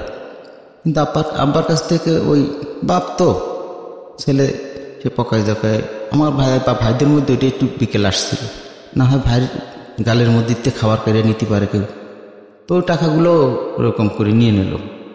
নেওয়ার পরে আমি খবর পাওয়ার পরে কোম্পানির কাজও শেষ, কোম্পানির যার যার গোছায় গাছায় চলে গেল। টুকটাক এখন শুধু কালারের কাজ রয়েছে, তো কালারের কাজ তো আমাদের না, আমরা যার যার এখন হ্যাঁ কী করবো। তো এক পর্যায়ে চিটাগাং হালি শহর একটা জায়গার নাম আছে, হালি শহর, ওই যে আর্টিলারি আর্মি ট্রেনিং হয় যেখানে, ওইখানে বন্দর মানে বন্দর রোডে, ওইখানে ওই ঢালাই খাম্বা তৈরি হয়। ওইখানে একটা কোম্পানি, আমাদের দেশের একজন লোক ছিল, খুলনার একজন লোক ছিল, ওর সাক্ষাৎ পেয়ে যাই। তো ওর সাথে আমি বললাম কি যে আমি তো এই কাজ জানি, তো তোদের এখানে কি কাজ আছে? আমাদের এখানে কাজ নেই, তবে হ্যাঁ তুই সেন্টারিং কাজ করতে পারিস। আমি বললাম কি আমার তুমি যা দাও আমি করতে পারবো, কাজ হলি হলো, পেটের ভাত হলি হলো। তো করলো কি, তাহলে তুই 6 জন লোক খাটাবি, নিজেও কাজ করবি, আর যে কাজ বুঝাই দেবো ওই কাজ তুই আবার আমার সন্ধ্যায় বুঝাই দিবি। আচ্ছা, আমি ঠিক আছে। কন্ট্রাক্টর এই কথা বললে আমারে ওই সাইড বুঝাই দিয়ে যায়, বুঝাই দিয়ে গেলে আমি এইভাবে কাজ চালাতে থাকি। তো আস্তে আস্তে একদিন হঠাৎ সাইডের থেকে আমার হাতুড়ি, বড় 4 পাউন্ড 5 পাউন্ডের হামার, ছাপল, তারপর শ্রেণী, এরকম ইনস্ট্রুমেন্ট, কাজের ইনস্ট্রুমেন্টগুলো চুরি হয়ে যায়। বেতন আনতে যাচ্ছি, এই সময় কন্ট্রাক্টর বলছে যে বেতন দেবো কি করে, আমার যে এতগুলো জিনিসপত্র হারালো, জিনিসগুলো খোঁজো তারপর বেতন। কিন্তু আমরা প্রতিদিন হাজিরার টাকা পাই, প্রতিদিন খাওয়ার টাকাটা আবার দিয়ে দিই, সেইভাবে পাক শাক হয় ব্যাচেলারভাবে। ওই সাইডে ব্রাক তৈরি করে নিচ্ছি টিন দিয়ে, ওইভাবে খাওয়া দাওয়া হয়। তো এখন চিন্তা করলাম যে সারাদিন কাজ করে 50 টাকা হাজিরা পাই, তো এতগুলো জিনিস কিনতে গেলে তো অন্তত 400-500 টাকা লাগবে। জি। তো আমি এত টাকা পাবো কই? কন্ট্রাক্টরে বললাম জানি না। চিটাইংয়ে বাসায় একটু গালাগালি দিল আমার। তো গালাগালি শুনে আমি না একটু ভীতই হলাম যে শালার কষ্ট কি পিছু ছাড়বে না কোনো দিন। উপরওয়ালার কাছে একটু কান্দাকাটি করলাম যে আল্লাহ, এই জীবনটা কি কষ্টে কাটানোর জন্যই তৈরি করছো, তাহলে নিয়ে যাও, এত কষ্ট আর এত যন্ত্রণা সহ্য হয় না। তখন আমি আমার ওই কুমিল্লার একটা ছেলে আমার বলল কি, এই আমার সাথে এক জায়গায় চল, একটা ফকির আছে, উনি বলে দিতে পারে কিছু চুরি হলি, কিছু হারাই গেলি। আমি একটু বিশ্বাস করলাম। তা আমি বললাম কি যে বাড়ি করে দিতে পারবে? সত্যি? কয় টাকা দেয়া লাগবে? উনি যা দিস খুশি। কিন্তু ঠিক আছে, আমি ওনারে 20 টাকা দেবানে, আমার এইটা গুনায় দিতে পারবো যাতে। কান্তি কান্তি সেনে চলে গেলাম। এক পর্যায়ে সে হিন্দু ভদ্রলোক, ধুতি পরা, উনি ঠাকুর ঘরে মানে মন্দিরের ভিতরে পুজো করতেছে, আর ওই অং করতেছে ওনাদের ধর্মীয় অনুযায়ী। আর ওই এটারে কি কয়, ধোয়া দিচ্ছে, ধূপ, হ্যাঁ ধূপ ঝালায় ধোয়া দিচ্ছে। এখন আমি মনে মনে করছি, উল্লেখ করতেছি না যে শালার বাট পারো, আমি কিন্তু ওরাই সন্দেহ করতেছি। মানে সেই চুরি করে আপনাকে এর কাছে নিয়ে গেছে? আমি ওরে সন্দেহ করতেছি যে ছেলেটা মানে নিয়ে আইছে, যে এইটাই চুরি করেছে। আচ্ছা, এইটা আমি এই লোকের কাছে নিয়ে আসছে সন্দেহ করতেছি। হ্যাঁ, তো এখন আমি চিন্তা করলাম যে শালা কোন বাটপাড়ের দ্বারা নিয়ে আসলো আবার, ওকে, এ আবার কি আমার এই করবে। ওকে, হ্যাঁ, তো এই সমস্ত মনে মনে চিন্তা করতেছি, কিন্তু আসলে কার মধ্যে কি আছে সেটা তো সহজে সৃষ্টিকর্তা ছাড়া কেউ বের করতে পারবে না। জি, হ্যাঁ, তো আমি এখন ওইটাই চিন্তা করলাম যে দেখি কি হয়। এর মধ্যে এক এক করে দেখতেছি লোক আস্তে আস্তে আস্তে আস্তে বাড়তিছে। তো বাড়তি এক পর্যায়ে কেউ ওনাদের ধর্মীয় লোকজন আইসে ওনার পাশে মাথা দিয়ে সেবা করতেছে। তো এক পর্যায়ে লোকটা আমার উদ্দেশ্য করে বলতে লাগলো, এই হাতুড়ি চুরি হয়ে গেছে, তাতে কি হয়েছে? 3টা হাতুড়ি চুরি হয়ে গেছে, এই জন্য সবার চুরি হয়ে গেছে, ও তো লোহা দিয়ে দেওয়ার বানাই আনা যাবে, তাও ও করতেছিস কেন? ও আবার খোঁজাখুঁজির মধ্যে আইসিস কি জন্য? খাওয়া ঝগড়া বিপদ করবি। তো এক পর্যায়ে আমি চিন্তা করতে করতে আইসা ওস্তাদের কলম, ওস্তাদ আমি 1 সপ্তাহ কাজ করে আপনার হাতুড়ি শ্রেণীর সাফল্যের এগুলোর দাম আমার কাছ থেকে কাইটে নিয়ে। কারণ ওস্তাদ দেখলো যে না সত্যি তো কি করবে, বেচারা চুরি হয়ে না গেলি তো ও তো আর চুরি করেনি, যেটা একটা অ্যাক্সিডেন্ট হয়ে গেছে। তা ওইভাবেই আমার কাছ থেকে কেটে নিল আর কি। একদিন একটা চিঠি আসলো, আমার আম্মা একটা চিঠি লাগছে যে বাবা তুই বাড়ি আয়। মানে কেউ না কেউর মাধ্যমে শুনতেছি ব্যাপারগুলো, যে আমি লজ্জায় বা বাইরে দেওয়া কথাগুলা রাখতে পারতেছি না, লজ্জায় আমি আসতেছি না বাড়িতে। উনি চিঠি লাগছে বাবা তুই চলে আয়, তোর প্রয়োজনে আমি তোর ভিক্ষা করে আবার পড়াশোনা করাবো। এটা আপনার মা লিখেছে আপনাকে? আমার মা লিখছে। চিঠিটা পড়ে আমি আর মানে কান্না ধরে রাখতে পারিনি, বারবার পড়তেছি, শুধু বারবার পড়তেছি। এখন আমার শুধু ওই চিঠির দিকে তাকালিয়ে মনে হচ্ছে আমি এখনই দৌড় মারি। তখন এক পর্যায়ে যে না, এটা তোমার মনের কথা, কষ্টের কথা বা আবেগের কথা, বাড়ি যাব, বাড়ির গেলে কে কতটুকু ভালোবাসবে সেটা তো আমি জানি। তো এক পর্যায়ে আমি সাইডে একটু ভালো প্রপার্টি পাইলাম, সততা, এবং আমারে সাব কন্ট্রাক্টর হিসাবে এই দায়িত্ব দিল। লাস্টে 4 তলা একটা বিল্ডিংয়ের ভেন্টি ঢালাই দিছি। তো বাড়িওয়ালা বললো যে ভেন্টিতে কোনো পিলার দেওয়া লাগবে না। আমি বললাম এটা তো প্ল্যানে নেই, পিলার তো একটা দিতেই হয়, না হলে তো আপনার ভেন্টি ধরে রাখবে কিসে, নিয়ম 2টা দেওয়ার, তো আপনি একটা দেন।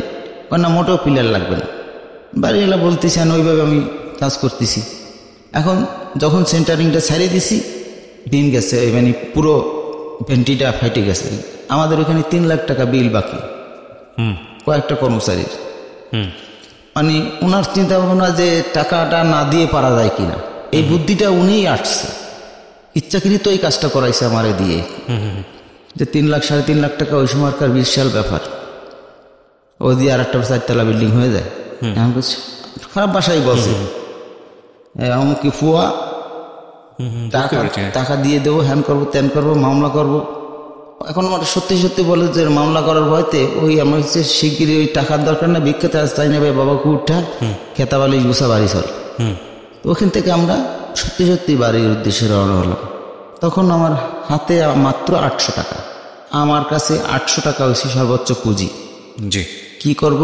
ওই 800 টাকা দিয়ে 2 খান আটার বস্তা পাওয়া যায়।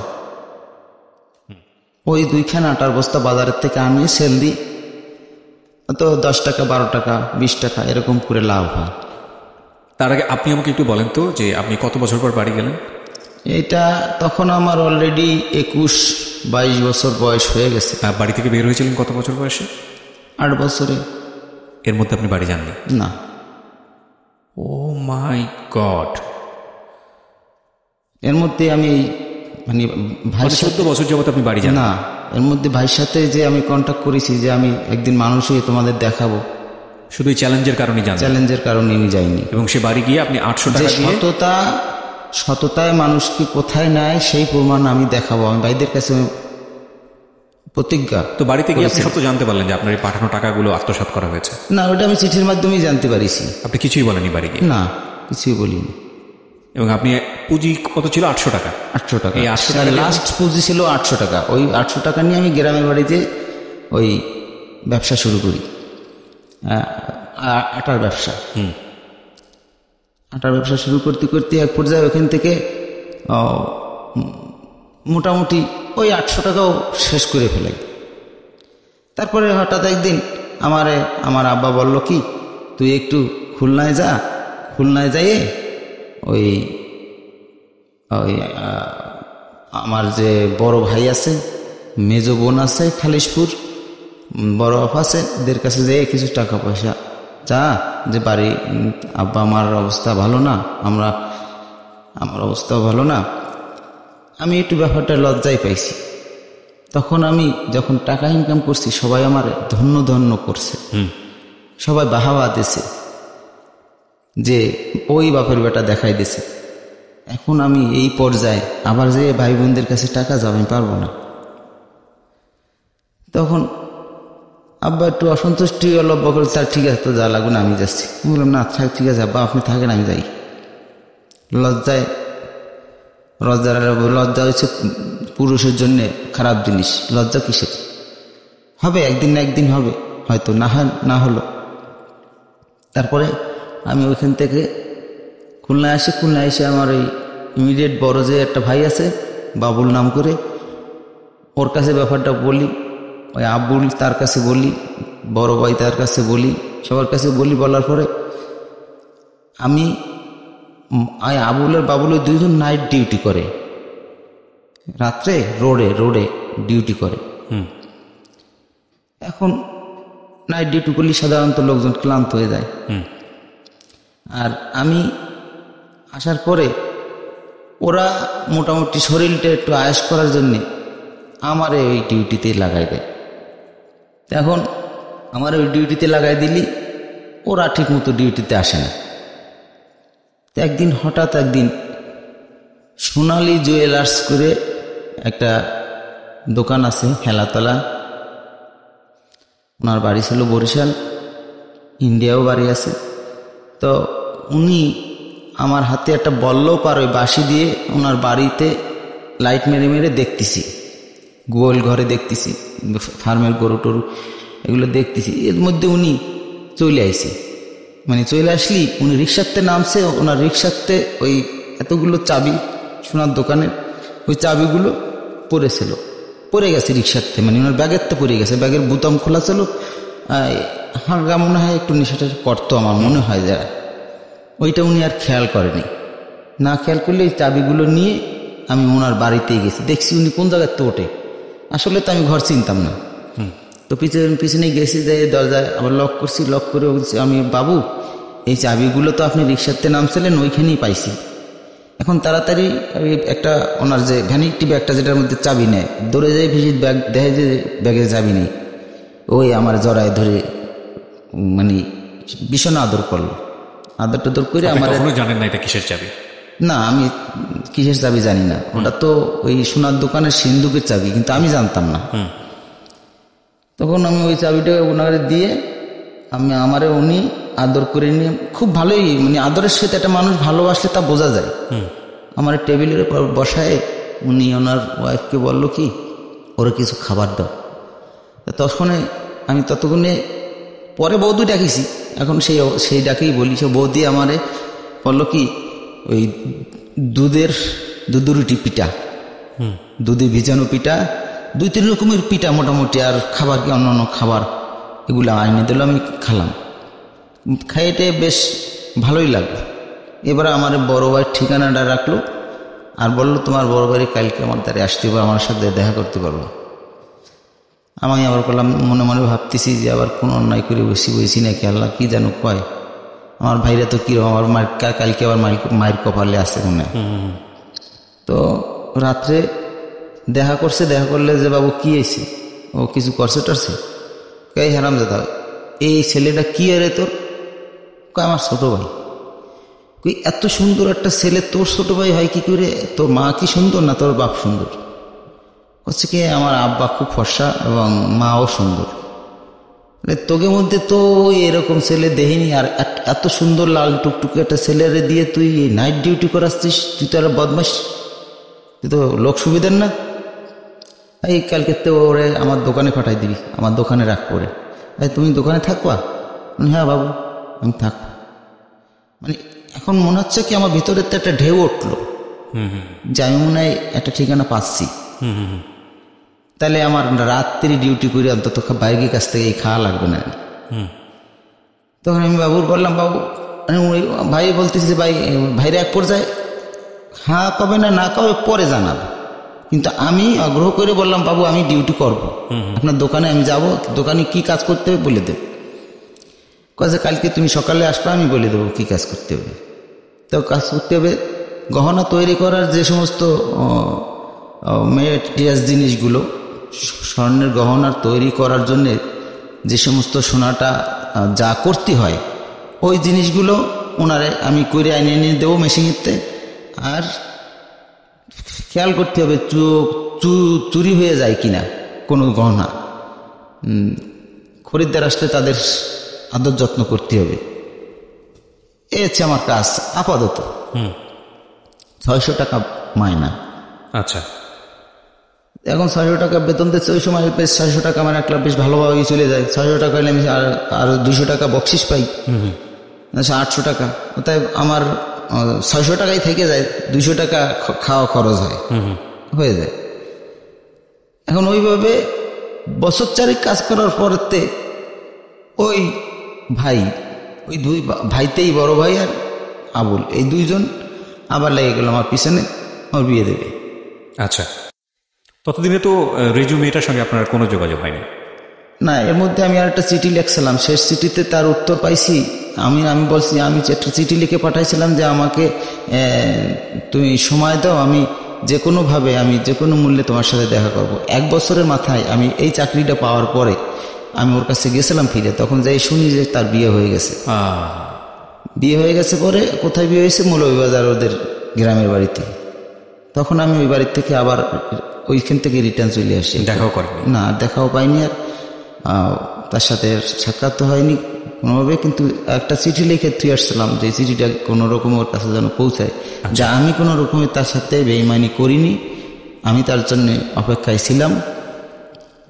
আপনি আমাকে জাস্ট একটু বলেন তো, যে আমি যখন ধারাবাহিকভাবে যখন যাব তখনই জানবো, এই ঋতুর সঙ্গে আপনি যে অবস্থায় তাকে দেখে চলে এসেছিলেন, হাতে পায়ে শেকল বাঁধা, এরপরে কি আর আপনার কখনোই যোগাযোগ হয়েছে, দেখা সাক্ষাৎ হয়েছে তার সাথে? আচ্ছা, আমি তাহলে ধারাবাহিকভাবেই যাবো, ওখানে জানবো। ঠিক আছে, আপনি এখানে আসেন, আপনি দোকানে কাজ করছেন, 4 বছর পর আপনার বিয়ে দেবে। তারপর তো 4 বছরের মাথায় আমাকে একটা মহিলারে নিয়ে আসলো। আমি সকালবেলা দোকানের খুলবো, ওই সময় দাঁত মাছ দিছি। এখন একটা মহিলা নিয়ে আসলো, মহিলারে নিয়ে আসলে সোনার দোকানে থাকতে থাকতে, এসির মধ্যে থাকতে থাকতে গায়ের রংটা আরো সুন্দর হয়েছে। এখন ওই মেয়ের বোন, বড় বোন, ও আমার দেহে ওর মাথা গেছে ঘুরে, এত সুন্দর ছেলে এ হাত দিয়ে বানালেও পাওয়া যাবে না, কনে পাবে না। ছোটোবেলা অরিজিনালি, আমার নিজের মুখে বলা ঠিক না, যদিও অরিজিনালি ছোটোবেলা আমার চেহারাটা খুব সুন্দর ছিল। তো এখন ও এক কথাই মোটামুটি ওরা আমার বাইরে কথা দিল যে তোমরা কি চাও, আমার ছেলে দিয়ে পছন্দ হয়েছে, তোমাকে আমরা দেব। তখন আমার ভাইরা এবং আমার আব্বা বলল কি যে, বাবা আমি মরে যাব, তোর বিয়েটা যদি একটু দেখে যেতে পারতাম তাহলে হয়তো মনটা ভালো লাগতো। ওই একটা কথাই আমি আর ধরে রাখতে পারলাম না তখন। তারপরে আমি ডিনাই করলাম যে না আব্বা, আমার বিয়ে করার সময় হয় না, আমি এখন বিয়ে করলে আমি নিজে খাইতে পারতেছি না, নিজে থাকতে পারতেছি না, আমি টাকা পয়সা ম্যানেজ না করে আমি বিয়ে করবো না। তারপর বিয়ে দিলে আমার বিয়ের খরচ কে দেবে? এক পর্যায়ে ভাইরা বললো কি আমরা দেবো, তোমার অত মাতব্বরি করা লাগবে না, আমি দেবো। আচ্ছা, আমরা দেবো, তাও তুমি বিয়ে করো, তাও তোমার বিয়ে করতে হবে। তা এখন ওরা মোটামুটি ওইখানে যাই খাইয়ে দেয়, মোটামুটি ভুলেই গেছে বিয়ে দেবেই। আচ্ছা, তারপরে একদিন এসে আমার মাথায় হাত দিয়ে আমার বড় ভাবি, মাথায় হাত দিয়ে বড় ভাবি হাত দিয়ে বলে, আমরা একটা কথা বলবো, শুনবি? বড় ভাই হিসেবে আমি কিন্তু কোনো ভাই বোনদের সামনে কোনো সময় অশ্রদ্ধা করিনি। সেই হিসাবে আমি বললাম, তোমাদের কথা ফালাইনি কোনো সময়, এখন ফালাবো কেন? তোমরা অন্যায় করলেই আমি অন্যায় করবো না। বল তাহলে ওই মেয়ে আনবি, আমরা কথা দিয়েছি ওই মেয়েরে।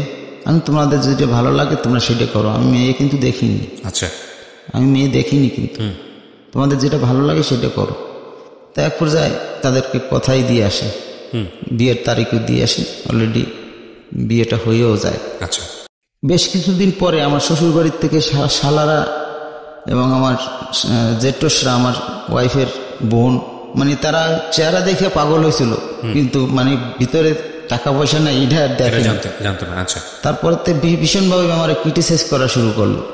ঘাটে পথে হাঁটতে বসতে তার মা, তার ভাই বোন সবাই আমার বিভিন্নভাবে ক্রিটিসাইজ করতে শুরু করে। আপনার ওয়াইফের আত্মীয়রা ইভেন ওয়াইফও বাদ থাকে, সে যদি প্রতিবাদ করতো তাহলে মনে করতাম যে না, সে আমার ভালোবাসে আমার সাথে ভাই বোনদের প্রতিবাদ করেছে। প্রতিবাদ করে নাই বিদায় আমি সেই জন্য আমি তাকেও বলবো সে তাই, দুদিনই সেও দায়ী। ওই কষ্ট ধরে রাখতে না পারে আমি আল্লাহর কাছে একদিন রাত্রে ওই বাবুর যে সিন্দুকটার পরে মাথা ঠাকাই দিয়ে আমি বললাম, এ আল্লাহ রব্বুল আলামিন, সারা জীবন কষ্ট করতে করতে এই পর্যন্ত আসলাম, আর কত কষ্ট করব না, আমাকে জন্মই হয়েছে মনে হয় জ্বলার জন্যে, এছাড়া আমাদের ভাগ্যর কোনোদিন খুলবে না। তো আমি যদি এরকম একটা দোকান দিতে পারতাম হয়তো সেদিনকে আমার এরকম কথা শোনা লাগবে না। তো আমার শালারা খুব বাজে বাজে কথা বলতো, তা আমি সেগুলো সহ্য করতে পারতাম না। তারপর শ্বশুরবাড়ি ত্যাগ করে দিলাম, যেন শ্বশুরবাড়ি যাবো না কখনো। আচ্ছা, তো হঠাৎ করে একদিন আমার দোকানদার, আমি যে দোকানে চাকরি করি, ওনার হার্টের সমস্যা দেখা দিল। উনি ইন্ডিয়া গেল চিকিৎসা করতে, চিকিৎসা করে ওই দোকানের সব দায়িত্ব আমার হাতে দিয়ে দেয়। আচ্ছা, ওই দোকানে সম্পূর্ণ প্রায় তৎকালীন সেই সময় 90 একটু আগে হয়তো, সেই সময় প্রায় অন্তত 8-10 কেজি স্বর্ণ, টাকা পয়সা, বাড়ি ইত্যাদি ইত্যাদি সবকিছু আমার আপনাকে দিয়ে যায়? না না, আমার দায়িত্বে দিয়ে তারা ইন্ডিয়ায় যায়। কিন্তু ওনার কি আত্মীয় স্বজন কেউ ছিল না? ছিল, আমার কর্মচারী হিসেবে আমার কাছে দিয়ে যাওয়ারই তো, তার ছেলেদের নিয়ে যাচ্ছে, বেড়াতে যাচ্ছে, বিশ্বাস করে তীর্থে যাচ্ছে। এখন আমরা কর্মচারী রয়েছি, দেখাশোনার দায়িত্ব তো আমরাই, আমাকেই। দোকানের দায়িত্ব আমার কাছে ছিল, বাড়ির দায়িত্ব ছিল একজনের, আর কারখানার দায়িত্ব ছিল আর একজন। তো এইভাবে উনি চিকিৎসা করে আসলো। আসার পরে হঠাৎ একদিন খবর আসে বাড়ির থেকে, আমার মা স্ট্রোক করেছে। আমার খালা বাড়ি যাচ্ছিল, পথে স্ট্রোক করেছে। স্ট্রোক করে নদীর ধারে পড়ে রয়েছে। লোকজনে দেখে ওনারে বাড়িতে দিয়ে আসছে। বাড়িতে দিয়ে আসলে খবর পেয়ে 2 দিন পরে আমরা খবর পাই। খবর পেয়ে আমি বাড়িতে যাই। বাড়িতে দেখি যে মার অবস্থা খুব খারাপ, ডাইন সাইড পড়ে গেছে। ডাইন হাত নাড়াতে পারে না, ডাইন চোখ দিয়ে দেখে না, ডাইন পাও নাড়াতে পারে না, মানে একটা সাইড পড়ে গেছে। এখন ওই অবস্থায় ওনার কোলে করে নিয়ে খুলনাতে আসে। খুলনা সার্জিক্যালে ভর্তি করাই। সার্জিক্যালে ভর্তি করালে এক পর্যায়ে মোটামুটি সুস্থ হয়। সুস্থ হয়ে 2-3 দিনের মধ্যে সুস্থ হয়। সুস্থ হলে আবার 15 দিন না 16 দিনের মাথায় আবার স্ট্রোক করে। আবার স্ট্রোক করলে আবার সার্জিক্যালে ভর্তি করাই। ভর্তি করালে এবার ওনার সুস্থ হতে 20 দিন লাগাইছে। এই যে বিগত 8-10 দিনের মাথায় যে আবার একটা স্ট্রোক করলো, এই 8-10 দিনের মাথায় আমি বিয়ে করার সময় আমার ওয়াইফকে বলেছিলাম, আমি তোমার কাছে কিচ্ছু চাই না, আমার মা এবং আমার বাপ, আমি আমার অমাতে বিয়ে হয়েছি, আমি তোমার দেখিও নেই, তোমার কাছে আমার একটাই চাওয়া, আমার বাপ এবং মা তোমার পরে কোনো দিন যেন অসন্তুষ্ট না হয়। আমারে তোমার ভালোবাসার দরকার নেই, আমার মা বাপকে তুমি ভালোবাসো, তাইলে সেইটাই হবে আমার বড় পাওয়া। আমার ওয়াইফকে এইটুকু জায়গায় আমার ধন্যবাদ দেওয়া উচিত, বা আমি দেব। আর যে সমস্ত কাজ হয়েছে তার সাথে সে যা কাজ করেছে তা আমি মাইনে নিতে পারি নাই না। তাহা যদি সেটাগুলো মাইনে নিতে পারতাম, তাহলে আজকে এই পাশে আমার পাশে ওনার বসার থাকা উচিত ছিল। আমি একলা আসছি। তো যাই হোক, একটু সামনে চলে গেলাম। ওখান থেকে আবার স্ট্রোক করার পরে আবার ওই সার্জিক্যালি ভর্তি করি। ওনার সুস্থ হতে 20 দিন সময় লাগে। তাতে বিল করে 19,000 সামথিং, 900 টাকা। এত টাকা কোথায় পাবো? তখন ভাইদের কাছে যাই, কোনো ভাই একটা পয়সা দিতে স্বীকার হয়নি। বোনরা তো নাই। এখন মা আমার একলার। বাপ খবর পেয়ে বাড়িতে আইছে, সেও অসুস্থ। তাহার একদারে হার্টের সমস্যা, ফুসফুসের সমস্যা। বয়স হয়ে গেলে যা মানুষের হয়। 600 টাকা বেতনে চাকরি পাই, 400 টাকা ঘর ভাড়া দিই। কি করব? পাগলের মতন হয়ে গেছে। মারে ছাড়তেছে না হাসপাতালের থেকে। ওই যে 20,000 টাকা বিল হয়েছে, মালিককে দিয়ে বলাইয়ে 5,000 টাকা কমাইছে। 15,000 টাকা দিতেই হবে। এই 15,000 টাকার জন্য আমি খুলনা শহরে প্রত্যেকটা দোকানে দোকানে আমি হাত পাতে ভিক্ষা করে টাকা, ওই 15,000 টাকা গুছাই নিয়ে তারপরে আমি আমার মারে ওই হাসপাতালতে রিলিজ করাই। তারপরে তারে আমি বাসায় নেওয়ার পরে এক পর্যায়ে সে সুস্থ হয়। আর আব্বা আর মা আমারে বলে কি, বাবা একদিন আল্লাহ তোরে ভালো করবে, তুই কোনো ভাইয়ের সাথে রাগারাগি ঝগড়া বিভেদ করিস না, আল্লাহ তোরে ভালো করবে। আমি বলছি, আব্বা এইটুকুই আমার যথেষ্ট, আমার আর কিছু দরকার নেই। তারপরে আমার মালিক মারা যায়। এই আপনার এই গোল্ডের দোকানের মালিক মারা যায়। মারা গেলেই ছেলেরা ব্যবসা ধরে রাখতে পারবে না বা কর্মচারীদের বিল দিতে পারবে না, এরকম একটা পজিশন দেখায়। কিন্তু ওর মধ্যে আমি মালিকের সাথে যতদিন কাজ করেছি, দীর্ঘ 8-10 বছর কাজ করেছি, আমার টার্গেটটা ছিল যে এই সোনার ব্যবসাটা কিভাবে করে। আমি সব জায়গায় ফেল হয়ে আসছি, আমি এই জায়গায় আর ফেল হতে চাই না, তাহলে আমার জীবন বরবাদ হয়ে যাবে, আমার উত্থানের আর কোনো কায়দাই থাকবে না। তখন আমি সোনার ব্যবসাটা কিভাবে করে, কাজগুলো কিভাবে করে, এগুলো আমি সবসময়ের জন্য আমার ব্রেনটে ঢুকাইছি। ঢুকে এক পর্যায়ে মালিক মারা যাওয়ার পরে তার বড় ছেলে বলল যে আমরা তোমাদেরকে রাখতে পারবো না, তোমরা যা ব্যবস্থা করো, চেষ্টা করো। কিন্তু ব্যাপারটা আমি আগের থেকে একটু আশ পাইছিলাম। পাই আমি তার পাশেই আর একটা দোকানদারের সাথে কথা বললে আমি একটা দোকান ভাড়া অলরেডি নিয়ে নিছি 2000 টাকা। 2000 টাকা ভাড়া অ্যাডভান্স, 1 লাখ টাকা অ্যাডভান্স অলরেডি নিয়ে রাখছি, টেরপাতি দিইনি মালিককে যে এই ধরনের কেস একটা হবে, এটা আওয়াজ পাইয়ে আমি নিয়ে নিছি। তখন একটা ছেলে আমাকে এক আত্মীয় তার এই দোকানে বসাই, ওই দোকান চলতেছে, তারে চাকরি করতেছি, যে যখনই বলবে যে তুমি চলে যাও, ম্যানেজারে বলবে, আমার বলবে। তখন এই দোকান কিসের ছিল? সোনার দোকানে। ওই গোল্ড টোল্ড এগুলো কোথায় পাচ্ছিলেন? না, তখন কেবল শুরু করেছি তো। আচ্ছা আচ্ছা, কেবল শুরু করেছি, টুকটাক কাজ ওখানে করা, টুকটাক কাজ করাচ্ছি, কাজ করাচ্ছি এভাবে। তাও অতদিন ওই একটা দোকানে ছিলাম, সেই হিসাবে বন্ধু বান্ধব অনেক হয়ে গেছে যে আমি সোনার ব্যবসা করতেছি, সোনার দোকানে থাকতেছি, বন্ধু বান্ধব পরিচিত হয়ে গেছে, ক্লায়েন্ট পরিচিত হয়ে গেছে। এই লাখ টাকার যে ব্যাপারটা, এই লাখ টাকা তো আপনি অ্যাডভান্স করেছেন নিজের টাকা থেকে। হ্যাঁ, তো এই টাকা কি আপনার মা অসুস্থ হওয়ার আগে না পরের ঘটনা? না, এটা আমার অসুস্থ হওয়ার পরের ঘটনা। আমি এটা ডিপিএস করেছিলাম। আচ্ছা, ডিপিএস করেছিলাম, সেই ডিপিএস আমার জমা হয়েছিল 1,50,000 কত সামথিং, না 1,40,000 কত টাকা ওরা নি ব্যাংকে। আমি ডিপিএস করেছিলাম, এই ডিপিএসটা ভাঙিয়ে আমি ওই টাকাটা অ্যাডভান্স করি। আচ্ছা, এর মাঝখানে মা মারা যায়। মা মারা গেলে আব্বা খুব অসুস্থ হয়ে পড়ে। আব্বা আমার বিভিন্ন সময় বিভিন্ন রকম কথা দেয়। তো আস্তে আস্তে মালিকও দোকান ছেড়ে দিতে পারলো, আমার দোকানের কাজ ডেভেলপগুলা আস্তে আস্তে বাড়া দিল। যখন আমরা এই দোকান ছেড়ে দিলাম, ম্যানেজারও ছেড়ে দিল, আমি ছেড়ে দিলাম, ঠিক ওই দোকানের কিছু কিছু খরিদ্দার আমার পুরনো লোক আমরা যে হিসাবে আমাদের কাছে চলে আসা দিল। সোনার ব্যবসাটা ছিল মুখের ব্যবহার আর হচ্ছে পরিচিতি আর বিশ্বাসতা। না, কিন্তু এখানে একটা বিষয়, আপনার নিজের তো কোনো গোল্ড ছিল না, তাহলে ওরা এসে কি ধরনের কাজ করাতো? না, এখানে আমরা ও গোল্ড, আমরা ওই যে রিপেয়ারিং পুরনো গোল্ড যারা বিক্রি করতো, ওই গোল্ডগুলো কিনে আমরা ওইটা রিপেয়ারিং করে ওই দিয়ে আবার নতুন করে গহনা তৈরি করতাম। বেসিক্যালি আপনারা মেকারের কাজ করতেন। হ্যাঁ, স্বর্ণকারের কাজ করতেন, কিন্তু সেই অর্থে তেমন পুঁজি টুজি বলতে বা গোল্ড বলতে কিছুই ছিল না, এটা সামনে হবে। আচ্ছা, তো এক পর্যায়ে যখন এই বিশ্বাস্ততাটা হয়ে গেল, খরিদ্দারদের ভিতরে পরিচিতি হয়ে গেল যে না, ছেলেটা তো ভালোই গহনা বানাচ্ছে আর সোনা কালা হচ্ছে না বা চুরিও করে না, চুরিও করতেছে না, আবার সেরকম কিছু দেখতেছে না, এক পর্যায়ে বেশ খরিদ্দার হওয়া শুরু করলো। বিশ্বস্ততা হচ্ছে ব্যবসার মূল পুঁজি। জি, বিশ্বাস্ততাটা হয়েছে মূল পুঁজি আর ব্যবহার।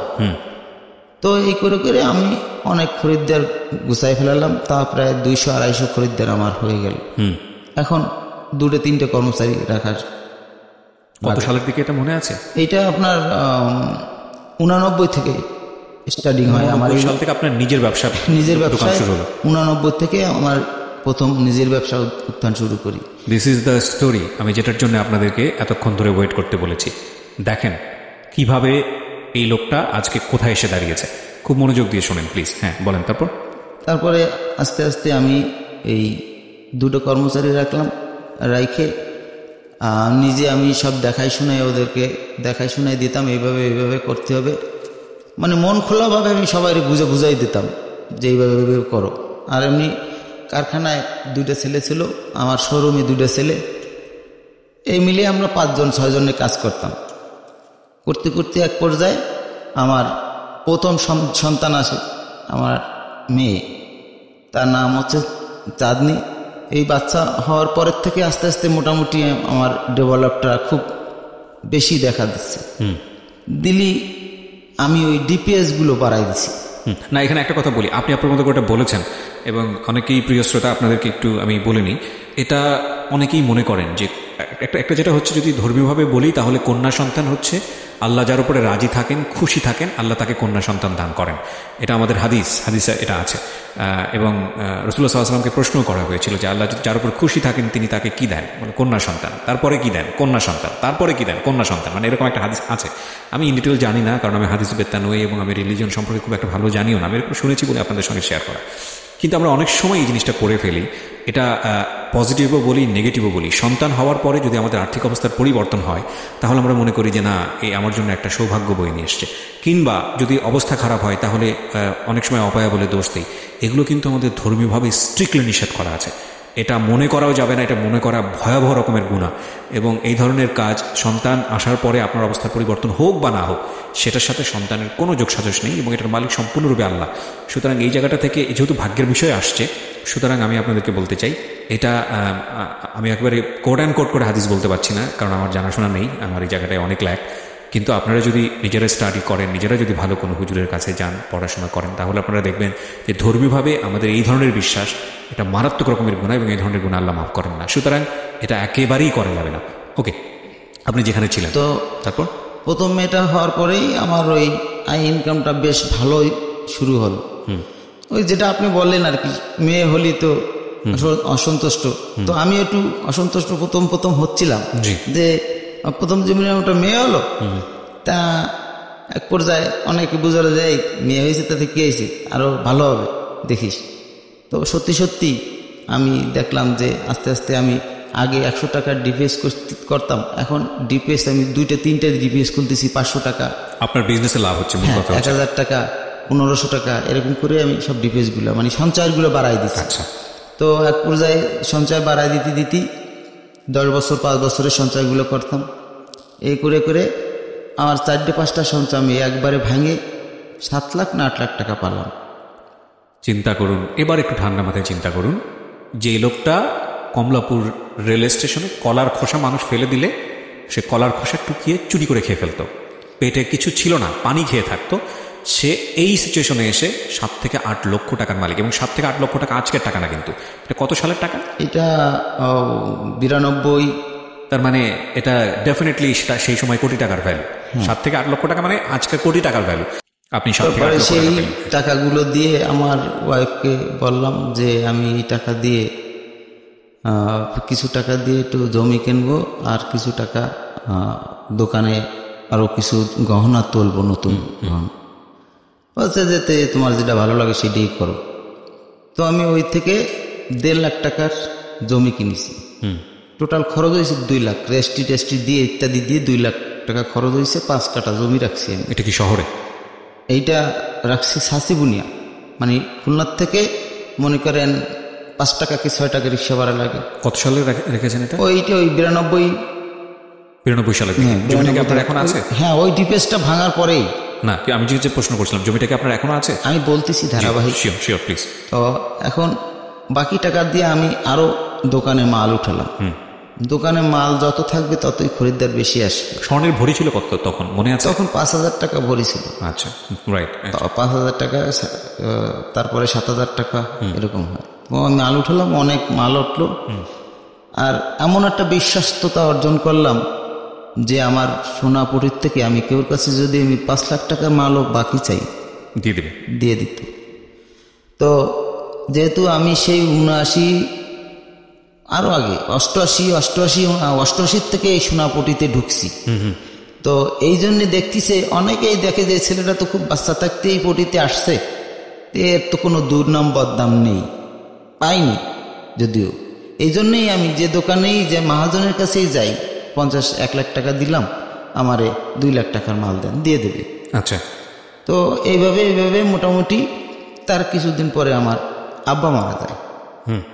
তো আব্বা মারা যাওয়ার পরে আমার আব্বা 2 দিন আগে আমার বলে কি যে বাবা তুমি কেউ সাথে ঝগড়া বিপদ রাগারাগি করবা না, আমার বৌমারে ঠিক মতো তার সাথে রাগারাগি করবা না, আমার নাতিদের সাথে রাগারাগি করবা না, আর আল্লাহ তোমার ভালো রাখবে। দেখো আমি মরে গেলি তোমার পরে কিন্তু অনেক ঝড় ঝাপটা আসবে, তোমার ভাইদের চাপ সৃষ্টি আসবে, তোমার ভাইপোদের চাপ সৃষ্টি আসবে, এগুলা তুমি মোকাবিলা করবা এবং শক্ত হাতে না নরম হাতে, ঠান্ডা মাথায়, তোমারে তার চেয়ে তো 3 গুণ বেশি দেবে আল্লাহ, তুমি ওর ভরসা বসে থাকো না। মানে বাবা আপনার জন্য দোয়াটা করলো, এই কথাগুলো বললো। আর বাকি 3 ভাই মানে আমার একসাথে দেখতে চাইছিল আব্বা মরে যায়। আমার আব্বা যখন মারা যাবে 5 মিনিট আগে আমার বললো সবাই খবর দাও, আমার এখনই তাদের সাথে কিছু কথা আছে। আমি সবাই খবর দিলাম, এক জায়গা হলো 3-4 কথা বললো। আমার আব্বা বললো কি যে তোরা আমি মরে গেলি, তোরা সব করা ভাই বোন যদি একসাথে থাকিস, আমি মরে গেলেও শান্তি পাবো। দ্বিতীয় কথাটা হচ্ছে যে আমার বলল যে আমার তুমি একটু ডাইন সাইডে পশ্চিমের দিক ফিরাই শোয়াই দাও। আপনাকে বলছে? আমাকে বলল। আর তৃতীয় কথা বলল হচ্ছে যে যে টাকা পয়সাগুলো আমার আব্বার কাছ থেকে আমার পাঠানো টাকা সিলেটের থেকে, চিটাগাংয়ের থেকে, সেই সমস্ত টাকাগুলো ফেরত দেওয়ার জন্য আমার ভাইয়ের কাছে অনুরোধ করলো। আচ্ছা, যে ও ছোট মানুষ, কষ্ট করে টাকা পাঠাইছে, এই টাকা পয়সাগুলা তুমি রিটার্ন দিয়ে দিও। হ্যাঁ, ওই যে জমি রাখছিস সেই জমি ওরে দিয়ে দিস। আর বোনের আমার ইমিডিয়েটলি যে বোনটা আছে তারও কিছু জমি জমা টাকা পয়সা আছে, সেগুলো দিয়ে দিতে বললো। আর বললো আর একটা মেজো ভাই আছে, সেই মেজো ভাইয়েরও কিছু টাকা পয়সা আছে, সেগুলো আমার ভাইরে দিয়ে দিতে বললো। এই কিছু কিছু কথা বললো। আর বড় ভাইরে বললো কি যে তুই একটু ওর দিক খেয়াল রাখিস, আর আমি যে আমার যে ওষুধপত্র একভাবে আনিয়ে খাওয়াচ্ছে, তোরা তো কোনো সময় আমার একটু ওষুধপত্র খাওয়াইছো না। কচ্ছে আমি কোথার থেকে খাওয়াবো, আমার ঘরে মেহমানই যায় না। আচ্ছা, তোমার ঘরের মেহমান জীবনেও শেষ হবে না। এই দিল বড় ভাইরে, সবার বড় ভাইরে এই এটা দিল। সত্যি এখনো তার ঘরে মেহমানের অভাব নেই, নাতি ছাতি পুতি দিয়ে সব এক ঘরের মধ্যে। আর আমার ওই বলল, মানে যারে যা বলছে ঠিক একদম 100-100, এতে কোনো তিল পরিমাণ কোনো একা বেকা নেই। আমার বাপ ওই 1 ঘন্টার মধ্যে যা যা বলে গেছে সব অক্ষরে অক্ষরে ফেটে গেছে। তখন আমার বললো কে বাবা, তুমি আমার একটু পশ্চিমের দিক ফিরে সবাই দাও তো, আর কোলবালিশটা একটু দাও। আমি বললাম না আব্বা, আপনার বৌমা আসতেছে, গোসল টোসল করাবে, আপনি শুয়ে পড়েন। একটু পরে গোসল টোসল করে আপনার খাইতে দেবেন। কয় না না, পরে খাবো, এখন একটু ঘুমাবো। এখানে ভাই আমি পিছনে একটা কথা ফেলাই আসছি, আমার বউরে ওই যে ধন্যবাদটা দিচ্ছি। আমার মার খুব খেজমত করছে যে আমার মা প্যারালাইসিস হওয়ার পরে পায়খানা করছে, হাত পাইতে ওই পায়খানা আমার ওয়াইফ আমার কাছে দিয়েছে, আমি নিয়ে আবার দৌড় মেরে বাথরুমে ফেলাই দিয়ে আবার দৌড়ে চলে আসি। এইভাবে মাটি কাটার মতন আমার মার মল ফেলাতে হয়েছে। তা আল্লাহ আমার কষ্ট দেবে কেন বলেন? আমি মারে ভালোবাসছি, আমি বাপরে ভালোবাসছি। আমার পৃথিবীর না শুধু বাংলাদেশের না, পৃথিবীর সব মানুষের কাছে আমার অনুরোধ, কেউ কোনোদিন বাপ মারে কষ্ট দিয়ে না। বাপ মারে যেই কষ্ট দেবে সে কোনোদিন কখনো সুখে থাকতে পারবে না। বাপরে কষ্ট দেওয়া, মারে কষ্ট দেওয়া, বাপ মা বুড়ো হয়ে গেলি তাদেরকে বৃদ্ধাশ্রমে পাঠাই দেওয়া, বউরে নিয়ে আনন্দ করবা। প্লিজ আমার সবিনয় অনুরোধ, এই কাজটা করবেন না, কখনো না। তারা কখনো সুখী হইতে পারবেন না। এই পরে তো বিচার আসেই, পরকালের বিচারও ধরে রাখবে আল্লাহ তাআলা। তো যাই হোক, এখন আব্বা আমারে ওই কথা বলার পরে আমি ওইটা দিয়ে আমি দোকানে চলে গেছি। দোকানে যাই আমি 2 মিনিট দাঁড়াতে পারিনি, এর মধ্যে আমার বাড়ি থেকে খবর আসছে তাড়াতাড়ি বাসায় আসে। আচ্ছা, মানে আব্বা ওই যে আমার বলছে পশ্চিম দিক ফিরে আমার শোয়াই দাও, ওই উনি বিদায় নিল। আমি এসে দেখতেছি তার সে নাই আর। কিন্তু আমি 5-7 দিন আগে তার কাপড় কিনে রাখিছিলাম। মানে আপনি বুঝতে পেরেছিলেন? আমি বুঝতে পারছিলাম যে আব্বা হয়তো, আমি একটা ডাক্তারের সাথে আলাপ করেছিলাম, সেই ডাক্তার বলছে যে আপনার আব্বার অবস্থা ভালো না, যে কিছু খায়টায় ভালো, তা ওনারে জানতে দিয়েন না, ওনারে খাওয়াই দেন। তখন আমি আব্বারে জিজ্ঞেস করলাম, আব্বা আপনি কি খাবেন? কি খাবো, সবসময় তো খাচ্ছি, কিন্তু এত স্ট্রং, সবসময় তো খাচ্ছি, আর কি খাবো? না আব্বা আপনি একটু বলেন আপনার মন কি চায়, কি খাইতে চায় বলেন তো আপনি। তা উনি আমার বলে উঠলো, আমার একটা কাতলা মাছের মাথা খাওয়াবা। আমি কি বলেন আব্বা, একটা কাতলা মাছের মাথা খাওয়াবো না? তা আমি বললাম চলেন আব্বা আজকে আপনারা নিয়ে যাব। তা ওনারে আমি একটা লুঙ্গি কিনছিলাম, সেই লুঙ্গিটা পরে ওনার সঙ্গে করে নিয়ে বাজারে দিয়ে একটা কাতলা মাছের মাথা নিয়ে আসলাম বড় দিয়ে আইনে। আমি বাসায় বললাম কি এই কাতলা মাছের মাথাটা মুগের ডাল দিয়ে সুন্দর করে আব্বারে রাঁধতে দেবো, এটা আব্বা খাবে। তো মাথাটা রাঁধতে তো ওনার সামনের পরে দিলাম, আমার মনে হয় একটু চিমটি দিয়ে খাইছি। আচ্ছা, আর খাইনি। কাছে আমার পেট ভরে গেছেন, তোমরা এটা ভাগযোগ করে খাও। আমি কি আব্বা এত কষ্ট করে আপনার জন্য মাথাটা আনলাম, আপনি খাবেন না? কয় না খাইছি বাবা, কি আমার পেট ভরে গেছে। আসল ঘটনা হচ্ছে কি, ওনার তো ওই ডাক্তারই বলে দিয়েছিল যে ওনার হার্টে লাংসে পানি জমে গেছে, কিছুই খাতে পারবে না, টানবে আর কি।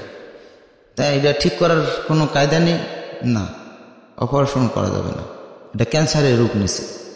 তখন আমি আব্বারে যখন যেটা চাতো বলতাম, এই কথা বুঝতে পাইলেই আমি কাপড়টা আগের থেকে কিনে রাখছি, যে আমার কোনো ভাই এই জিনিসের পরে ভাগ বসাতে না পারে, এই কাপড়টার উপরে। জি। তো আমি তখন কাপড়টা আগের থেকে কিনে রাখছি। এখন খবর পাইয়ে সব ভাইরাই আসছে, আসার পরে আমার ওই সময় 1 ফোঁটা চোখের পানিও বের হয়নি। আপনি প্রিপেয়ার ছিলেন বিষয়টা? হ্যাঁ, আমি 100%, মানে আমি তখন আমার বাপরে বাপ মরে গেছে এরকম কিছু, মা মরে গেছে এরকম কিছু মনের মধ্যে আনতে পারতেছি না। যখন তারে দাফন দিচ্ছি, কবর মধ্যে শোয়ায় আনতেছি, তখনও কিন্তু মনে আনতে পারতেছি না। যখন যেদিনকেরা ওই মিলাদ দিচ্ছে 3 দিনের মাথায় ভাইরা, তখন ভাইদের কাছে আমি বললাম কি যে সবাই খাওয়া দাওয়া করানো হয়ে গেল, আমার একটা ইচ্ছা ছিল কি যে আব্বা যে কথাটা বলে গেছিলো যে তোমরা আমি মরে গেলি তোমরা ভাই বোন সবাই যদি একসাথে থাকো, মিলেমিশে থাকো, রাগারাগি এগুলো যদি না করো, তাহলে আমি মরে যেও শান্তি পাবো। তা আমার ইচ্ছা ছিল যে ওই 3 দিনের মেলাতে আমি ভাই বোনদেরকে সবাই এক জায়গা করে এই কথাটা বলবো। অন্যান্য ভাইরা তো জানে, কিন্তু বোনরা হয়তো জানে না। সবার সামনে কথাটা বললে আমরা একত্রিত হয়ে যাব। কিন্তু আমি না পৌঁছতেই মেলাদ খাওয়া দাওয়া শেষ। ওই সময় আমার অনুভূতি হয়েছে যে আমার মা বাপ নেই। এর আগে কিন্তু আমার কাছে অনুভূতি হয়নি যে আমার আব্বা মা মারা গেছে। তখন রাত বাজে 10টা, গ্রামের বাড়ি রাত 10টা বাজে। তখন কি মনে হয়, ঝিঝি ডাকতেছি চিচি করে। আমি দূরে এসে কবরের মধ্যে, মানে গ্রামের কবরস্থানে চলে গেলাম। যে কবর খোঁজা শুরু করছিলাম, মানে সেন্সে কাজ করতেছিল না যে তোমরা চলে গেছো কি জন্য, আমার থুয়ে আমিও তোমাদের সাথে যাব। কবর খোঁজা শুরু করতেছি, এর মধ্যে আমার বড় ভাই রয়েছে ঢং করতেছে, তো ঢং করতেছে, এই কয়ে কি জানি বললো। তারপর আমার ওই চাষি উইটা তারে বেয়াদব কয়ে করে রাগারাগি করলো যে ওইসে তোকে সবাই ছোট, 8টা ভাই বোনের মধ্যে ছোট, ও ঢং করলে এত রাত্রি তুই যা দি কবরস্থান, তুই যা, সাহস করে তুই যাই, ওরে নিয়ে দি যাই। ও যদি মন ঠিক থাকতো তা এত রাত্রে গ্রামের কবরস্থানে কোনো ভালো মানুষ যাইতে পারে? ওর মানসিকতা ঠিক নাই, ও কষ্ট পাইছে। তোরা যে একলারা মেলারটা দিয়ে ফেলাইলি, টাকাও পাঠাই দিল, মেলার দিলি তার টাকার, কিন্তু তারে ডাকলি না, তারে রাখলিও না। তো তখন সে এক পর্যায়ে ওখানে কান্দাকাটি করে বাড়িতে আসলাম, খুলনাতে চলে আসা আমার আব্বা খুব অনুরোধ করেছিল যে তুমি, আমি বলছিলাম যে আব্বা আমি জীবনে আপনার মাটি ছাড়বো না, আমি আপনার ঘর বাড়ি ইত্যাদি জায়গা জমি দেখে রাখবো। তা আব্বা ওই সময় ওই মরে যাওয়ার সময় ওই কথাটাও বলেছিল যে এইটা তোমার হবে না, তোমার মনে আছে এইটা ঠিক আছে থাকবা, কিন্তু উপর আল্লাহ বিধাতার তো একটা লেখা আছে, বিধাতা তোমার এইখানেই স্থান করবে, তুমি এই টুটপাড়া ছেড়ে যাইতে পারবে না। কি বলেন আপনি? কথাটা গায়ে লাগাইনি। তো কিছুদিন পরে আমার এই বলতে 5 বছরের একটা ডিপিএস ভাঙলাম 5,000 টাকার। তাতে আমার 10 লাখ কত টাকা সামথিং আসলো। আসার পরে সেই টাকা দিয়ে আর ওই যে জমিটা কিনেছিলাম 1.5 লাখ টাকা দিয়ে, ওই জমিটা বিক্রি করে দিলাম 5.5 লাখ টাকায়। আচ্ছা, তো এদিকে পালাম 10 লাখ, ওই 5.5 লাখ। এই টাকা দিয়ে আমি ওই যে টুটপড়া যে বাড়িতে আমি ভাড়া ছিলাম ওর পাশেই 3 কাঠা জমি কিনে ওইখানে 4 তলা একটা ফাউন্ডেশন দিয়ে ওইখানে 1 তলার কাজ করে ওই বাড়িতেই উঠি। কত সালে? এটা আপনার 2001-এ, আজ থেকে প্রায় 18 বছর আগের গল্প। জি, 2001-এ এটা ওইখানে আমি 1 তলা বাড়ি করে ওইখানে উঠি। তখন চিন্তা করি যে আল্লাহ তাআলা বাকি আব্বার মুখে কি তখন কি আপনি এই কথাগুলো পাঠাই দিয়েছিলেন? আমার তো ইচ্ছা আমি বাপের ভিটে পাহারা দেবো, তার কবরটা পাহারা দেবো, আমার এইখানেই কি স্থান হবে, সে তো নিজেই বলে গেল, তাই হলো। তো এখন অনেক খরিদ্দার অবজেকশন করে যে আপনি একটা দোকানে এসি লাগাবেন, দোকানটা বড় করবেন, এগুলো না করে আপনি 4 তলার টাকায় দিয়েছেন। আমি বললাম দেখেন, মেয়েদের কাছ থেকে ও মাঝখানে এর মধ্যে আমার দ্বিতীয় মেয়েও হয়েছে। তো 2টা মেয়ে হওয়াতে আমিও একটু অসন্তুষ্ট যে আমার একটা ছেলে হলো না। তারপরে এক পর্যায়ে ওই পিছনের কথা মনে করছি যে ছেলেদের কি হবে, অনেক ছেলে মেয়ের বাপ মার এসব ওই বড় হয়ে গেলে ছেলে বিয়ে করলি বউতে বাপে ওই সে আশ্রমে পাঠাই দেয়, তা দরকার নাই, মেয়ে হয়েছে থাক। তো এক পর্যায়ে ওই মেয়েতেই বললো যে আব্বু ওই বাড়িওয়ালারা খুব বেশি কথা বলে, তুমি এইখানে জায়গা কিনে তারপরে তুমি দোকান বড় করো। আমি নিজে সিদ্ধান্তই নিলাম যে আসলে ঠিক, বাড়িওয়ালাদের যে সমস্ত কথাবার্তায় আর কতকাল সহ্য করব, আর কত টাকাই বা ভাড়া দেব, এরকম ভাড়া দিতে তো এই ভাড়ার টাকা এক জায়গায় গোছালি একটা বাড়ি হয়ে যায়। তো তারপর আপনি বাড়িটা করলাম। তো বাড়িটা করার পরে এবার টার্গেট যে আমি এইবার দোকান বড় করব। দোকানের নাম কি ছিল? ওইটার নাম দিয়েছিলাম আমি কে জাহান জুয়েলার্স, তার মানে খানজাহান আলী জুয়েলার্স। তারপরে চিন্তা ভাবনা করলাম যে এখন দোকানটা বড় করব এবং বাড়িটা ফাউন্ডেশন 4তলা কমপ্লিট করব। তো এই চিন্তা করে আমি আইএফআইসি ব্যাংকে একটা লোনের দরখাস্ত করলাম। করলে ওই ব্যাংকের থেকে লোকজন গেল, দেখে আমার কথাবার্তা এবং পজিশন দেখে টেকে ওরা খুব সন্তোষ প্রকাশ করলো। আমাদের কাগজপত্র দেখে টেকে তোমরা প্রথম কিস্তিতে 20 লাখ টাকা দিল মাঠে। আচ্ছা, 20 লাখ টাকা দিলেই আমি ওর থেকে 4তলা ছাদ কমপ্লিট করে ফেলালাম। কমপ্লিট করে ফেলালেই ওনারা বললো কি যে আপনারা তো 2 লাখ টাকা দিলাম, আপনি 4তলা পর্যন্ত কিভাবে করলেন, এত টাকা পাইলেন কে? আমি বললাম স্যার আমি দোকানের থেকে কিছু পুঁজি বাইর করেছি, প্রায় 70 লাখ টাকার মতো কাজ করা হয়ে গেছে অলরেডি। আমার আর একটা কিস্তি না দিলে আমার পরিপূর্ণ কাজ হবে না। তো ঠিক আছে, আপনারা জানুয়ারিতে আর একটা কিস্তি দেব লোন। আচ্ছা, তো ওরা আমার আচরণে ভালো লাগছে যে না লোকটা সৎ, টাকা নিয়ে বাজে খরচ করেনি বা অন্য কোথাও খাটায়নি। এটা কি হোম লোন ছিল? হ্যাঁ, হোম লোন। আচ্ছা, এই নিয়ে আমার সংসার আর কি। এখন বর্তমানে আমার 2 মেয়ে 1 ছেলে, এই মিলে টেলে উপর আল্লাহর রহমতে আল্লাহ আমাকে যা দিছে তাতে হয়তো আমার এখন বর্তমানে 2টো বাড়ির জায়গা কেনা আছে। আরো 2টো বাড়ির জায়গা কেনা আছে টাউনের পরে, এবং আমার গ্রামে বাগেরহাটে 66 শতকের 3 বিঘে জমি, তার মানে খুলনার 6 বিঘা জমি রাখা আছে। 66 শতকে বিঘা ওখানে? ইন্টারেস্টিং তো। হ্যাঁ, তো এই 6 বিঘা জমি রাখা আছে। 6 বিঘা জমি প্লাস হচ্ছে শহরে আপনার হচ্ছে 3টা জায়গা কেনা আছে। 3 না 2টো জায়গা। এই 2টো জায়গার পরিমাণ কিরকম?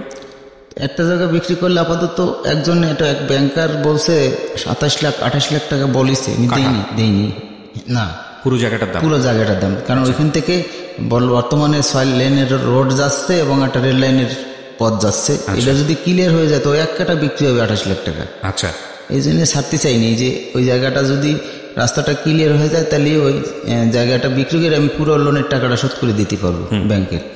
তো এই আশা করে আপাতত ব্যবসার চিন্তা ভাবনা করিনি যে থাক রয়েছে, দরকার হলে ব্যাংকের 13 করে টাকা আইনে ওই ভিতরের টাইলসের কাজ রয়েছে, ফিনিশিং এর কাজ বাকি রয়েছে, ওই কাজগুলো করি। আপনার বাড়ি ভাড়া যেটা আছে সেটা আপনি লোন পরিশোধ করেন? হ্যাঁ, বাড়ি ভাড়ার যে টাকাটা আছে ওটা লোন পরিশোধ করি। তা এখন চিন্তা ভাবনা আছে। আপনার দোকানের কি অবস্থা? দোকান আগের মতোই চলতেছে, আগের মতোই রয়েছে। হ্যাঁ, ওই একটা দোকানই আছে। আমি দোকান আর বাড়াইনি, কারণ দোকান বাড়াতে গেলে অনেক টাকার দরকার। আচ্ছা, কতজন কর্মচারী কাজ করে আপনার দোকানে? এখন আপাতত 3-4 আছে। 4 জন কাজ করে? হ্যাঁ। মানে আমি যদি আপনার সার্বিক প্রপার্টির ভ্যালুটা জানতে চাই, যে আপনি একসময় 1 টাকারও মালিক ছিলেন না, আজকে আপনি সবকিছু মিলিয়ে স্থাবর অস্থাবর সবকিছু সম্পত্তি মিলিয়ে আপনি কত টাকার মালিক? সহজ প্রশ্ন যদি। সেটা হলো আপনার, আমার বাবার যে সম্পত্তিটা ছিল, আমার সব কটা ভাই বোন তাদের ভাগের যেটুক সব বিক্রি করে দিয়েছে, সেই আমি বাবার জমি অন্যর হাতে দিই নেই, এগুলো আমি রেখে দিছি। আচ্ছা, ও সেইগুলো মিলে টিলে সব বাড়ি এবং জমি টমি দিয়ে হয়তো 2 কোটি টাকা। একটু চিন্তা করে দেখেন, একটা মানুষ যার পকেটে 1টা টাকা নাই, সে রেল স্টেশনে ঘুরে বেরিয়েছে, এইরকম একটা মানুষ যে এখন কোটিপতি। এবং কোটিপতি শুধু এখানে কিন্তু শেষ না, তার টাকাটা কি অবস্থায় আছে? এক্সেল অবস্থায় আছে। মানে সে কিন্তু টাকা দিয়ে টাকা আনছে, সে আর্ন করছে, সে ইনভেস্ট করছে এবং সেটা সে ব্যয় করছে। গল্প তো এখানেই শেষ, আমি যতদূর জানি আপনার গল্প এখানেই শেষ করার আগে একটু কথা বলবো। সেটা হচ্ছে যে আমি আপনার মাধ্যমে জানাতে চাচ্ছি যে আমি নিজে একটা মসজিদ করতেছি আমার গ্রামের বাড়িতে। জি। তো আমি জীবিত অবস্থায় আমি মসজিদ এবং আমার আব্বা আমার কবর বান্দায় দেব। আপনি দোয়া করেন যাতে আমি জীবিত অবস্থায় এটা কমপ্লিট করে যাইতে পারি। নিশ্চয়ই আমি দোয়া করবো আপনার জন্য। প্রিয় শ্রোতা, এই হচ্ছে আমাদের আজকের মিস্টার দুলালের জীবন গল্প। ওনার বয়স সর্বসাকুল্যে কথা হবে, আপনারা হিসাব করে নিন শুরু থেকে যারা শুনছিলেন। আমি শুধু একটা জিনিসই পেয়েছি আজকের এই জীবন গল্পে, কোনো মানুষ যদি সততার পথে নিষ্ঠা ধরে জীবনে এগোয় এবং সে যদি গিভ আপ না করে, সে যদি হাল না ছেড়ে দেয়, তাহলে একটা মানুষ অবশ্যই তার লক্ষ্য অ্যাচিভ করতে পারে। শুধু শিক্ষিত হলেই যে মাইক্রোফোনের সামনে এসে শুধু শিক্ষিত হলেই যে সে সবকিছু অর্জন করতে পারবে, এটা ভুল ধারণা। আসলে একটা মানুষের কর্মক্ষমতা, নিজের চিন্তাধারা এবং ইচ্ছা, মানসিক ইচ্ছা এবং চেষ্টা যে না হ্যাঁ আমার এটা পারবো বা আমি এটা পারতে চাই, এটা করতে চাই, এটা করবই, এটা থাকলে সে অশিক্ষিত হোক সে অবশ্যই কামিয়াব হবে। ওনার জায়গাটা থেকেই আমার কথা বলেই আমি শেষ করতে চাই আজকের অনুষ্ঠান। যারা আজকে শুনলেন, আমি সবসময় একটা কথা বলতে চাই, উনি যে জেদটা করেছিলেন সেই জেদটা প্রত্যেকটা মানুষের মধ্যে জরুরি। সততা এবং একই সাথে নিজের জীবনে প্রতিষ্ঠিত হওয়ার জন্য চেষ্টা করে যাওয়া। আপনি পরিশ্রম করুন, বাকিটুকু তাওয়াক্কাল তো আল্লাহ। আল্লাহ নিশ্চয়ই আপনার দিকে হাত বাড়িয়ে দেবেন। অনেক অনেক ভালো থাকুন। আজকের এই গল্পটা অনেকের ঘুম কেড়ে নিক। যেটা বলেছিলাম যে স্বপ্নটা আপনি দেখতে চান, ঘুমিয়ে ঘুমিয়ে যে স্বপ্নটা আমরা দেখি সেই স্বপ্নটা আসলে স্বপ্ন নয়। যেই স্বপ্ন আপনাকে ঘুমোতে দেয় না সেটাই আসলে স্বপ্ন। এটা বলেছিলেন এপিজে আবুল কালাম এবং ভারতের প্রয়াত রাষ্ট্রপতি। তিনি খুব বিখ্যাত একজন মানুষ, সারা দুনিয়ার সব মোস্ট পপুলার মানুষদের মধ্যে একজন। তো আমরা যেন সেরকম স্বপ্ন আজকের এই অনুষ্ঠানের মধ্যে দিয়ে দেখতে পারি। আপনারা শুনছেন মিস্টার ম্যাঙ্গো ক্যান্ডি প্রেজেন্টস জীবন গল্প। সবাই অনেক অনেক ভালো থাকুন। আজকে এখানেই শেষ করছি।